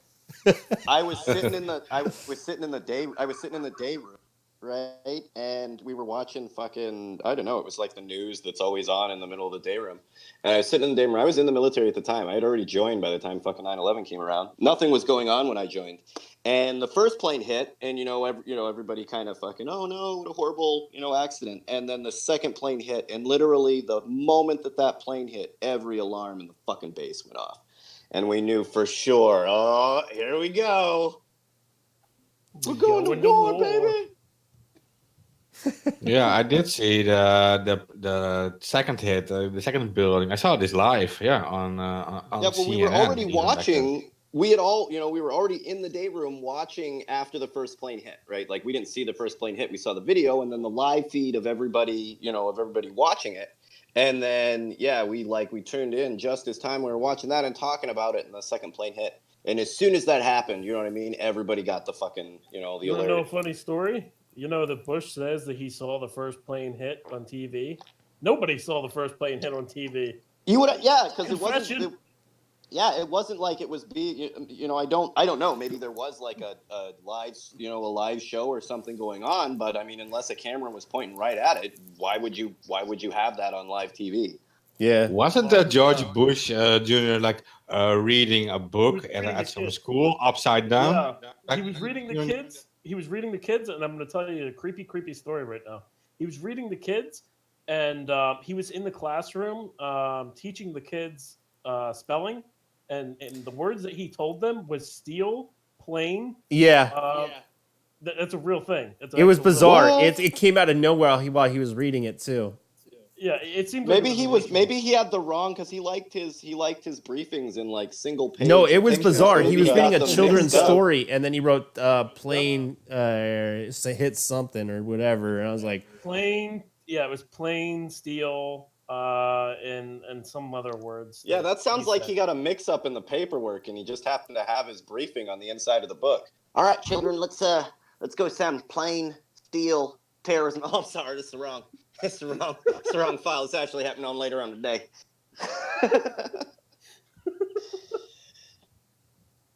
I mean, Bush would be that stupid to do that too. That's the funny thing. Like, remember when he was on TV and he was like, we didn't find any weapons of mass destruction, but I'll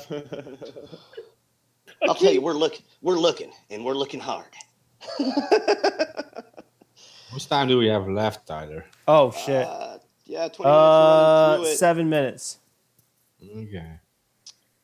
I will give a big shout out, I guess, in the last little bit here to everybody that came together for Operation Flint Water Delivery, the Flint Home Delivery. It went great. We got a couple of tons of water handed out to people, 2 full rider trucks full of water pallets, and about 40 water filters handed out on top of that. So it was a real success. We hope to do another run here in a couple of months. But just a big thank you to the people that shared it out, that donated to the project, that supported the project, and all of that. It's very few times where we're able to come together as Anons and get some real work done like that, and it was accomplished. So definitely a thank you and a big shout out to Operation Flint Home Delivery. Check them out. Hashtag Operation Flint Home Delivery, and it should be one of the first ones that pops up or talk to us. Yeah, you can ask people to visit your Twitter, the Terrence Daniels Twitter, because you were posting about all these videos and stuff too. And We tried to not like we're not doing a National Geographics. We don't do poverty porn or whatever the fuck you want to call it. Like our goal is to get as many people with water as possible. So we did do a lot of the filming of loading the trucks and handling it out and all of that, but we don't show the people that are in need that we're giving it to, right? That's one more problem that they definitely don't need. So I mean, I don't know when you watched it if you got that appearance, but we tried to show all of the work that went involved without showing the people that are already struggling. Okay, I should mention real quick that we got activists from Puerto Rico coming in soon, and we have Free Palestine activists coming in soon for upcoming episodes. Oh, those are going to be great. Yeah. Tune in every Thursday. I should do like a movie trailer at entrance for us someday. Anonymous bites back. Well, you got a voice Ripping for that. Ripping commentary. This time it's political. At the sex club thing, Mark. Can I real quick, because I spoke to a friend of mine. He has a sex shop in Holland, but he says that it's going to be a real problem because of the legalization. They let everyone in, and foreign people, entire foreign families come with one child, and they can't refuse them. Okay, that's a weird story. Yeah, it's been massive. Maybe post a little bit about that in the general chat. We can look into it. I don't know anything about it. I mean, yeah, I hadn't. Yeah, I haven't heard anything about it, but we will keep people informed. Yeah, we didn't really get to the Gilroy shootings at all. There's a lot of coverage, and I think we're covering quite a bit with it as well. Oh yeah, the guy came in with an AK-47. To a fucking food festival. Yeah, there is one, and her family has asked us not us, but just the media in general to not use her name. But out of this story, two of the parents were shot. They pretty much laid and played dead to keep from getting executed altogether. And their child ended up. Yeah, well, they're not dead. Both the parents survived. And their child, a 2-year-old, ended up pretty much standing there in the open while the gunman, this pussy, was walking by. And a 10-year-old girl bolted out of the crowd and literally stared this kid down, right? Fucking picked up the 2-year-old and darted behind some cover on the or some concealment at this table that was flipped over. And yeah, it took some real heroics to do that. All right, 90 seconds, guys. Yeah, and this 10-year-old girl says she looked him right in the eye and just picked the kid up and bolted. Remember to spay and neuter all of your politicians. I'm telling you, I don't do the t-shirts, but someday I'm getting that t-shirt made. I'm gonna send it to you for your birthday. Trust me. No, I had to do it in the movie. All right, guys, and anything else you guys want to say before I roll with the credits? Yeah, I do have a quick request. That is for people to please share these episodes because we're still dealing with the whole censorship shit. So we all depend on the people listening to this to share it. Yeah, we'll keep doing this. I mean, we'll keep doing this. The more support we get, the more information and truth we can get out. I mean, that is a fact. If you don't want your news to be controlled by the corporate media, then you have to support independent media. There's no middle ground with that. All right. And with that, we'll roll it with the credits. Spay and neuter all politicians. That was it. I declare this to be an unlawful assembly.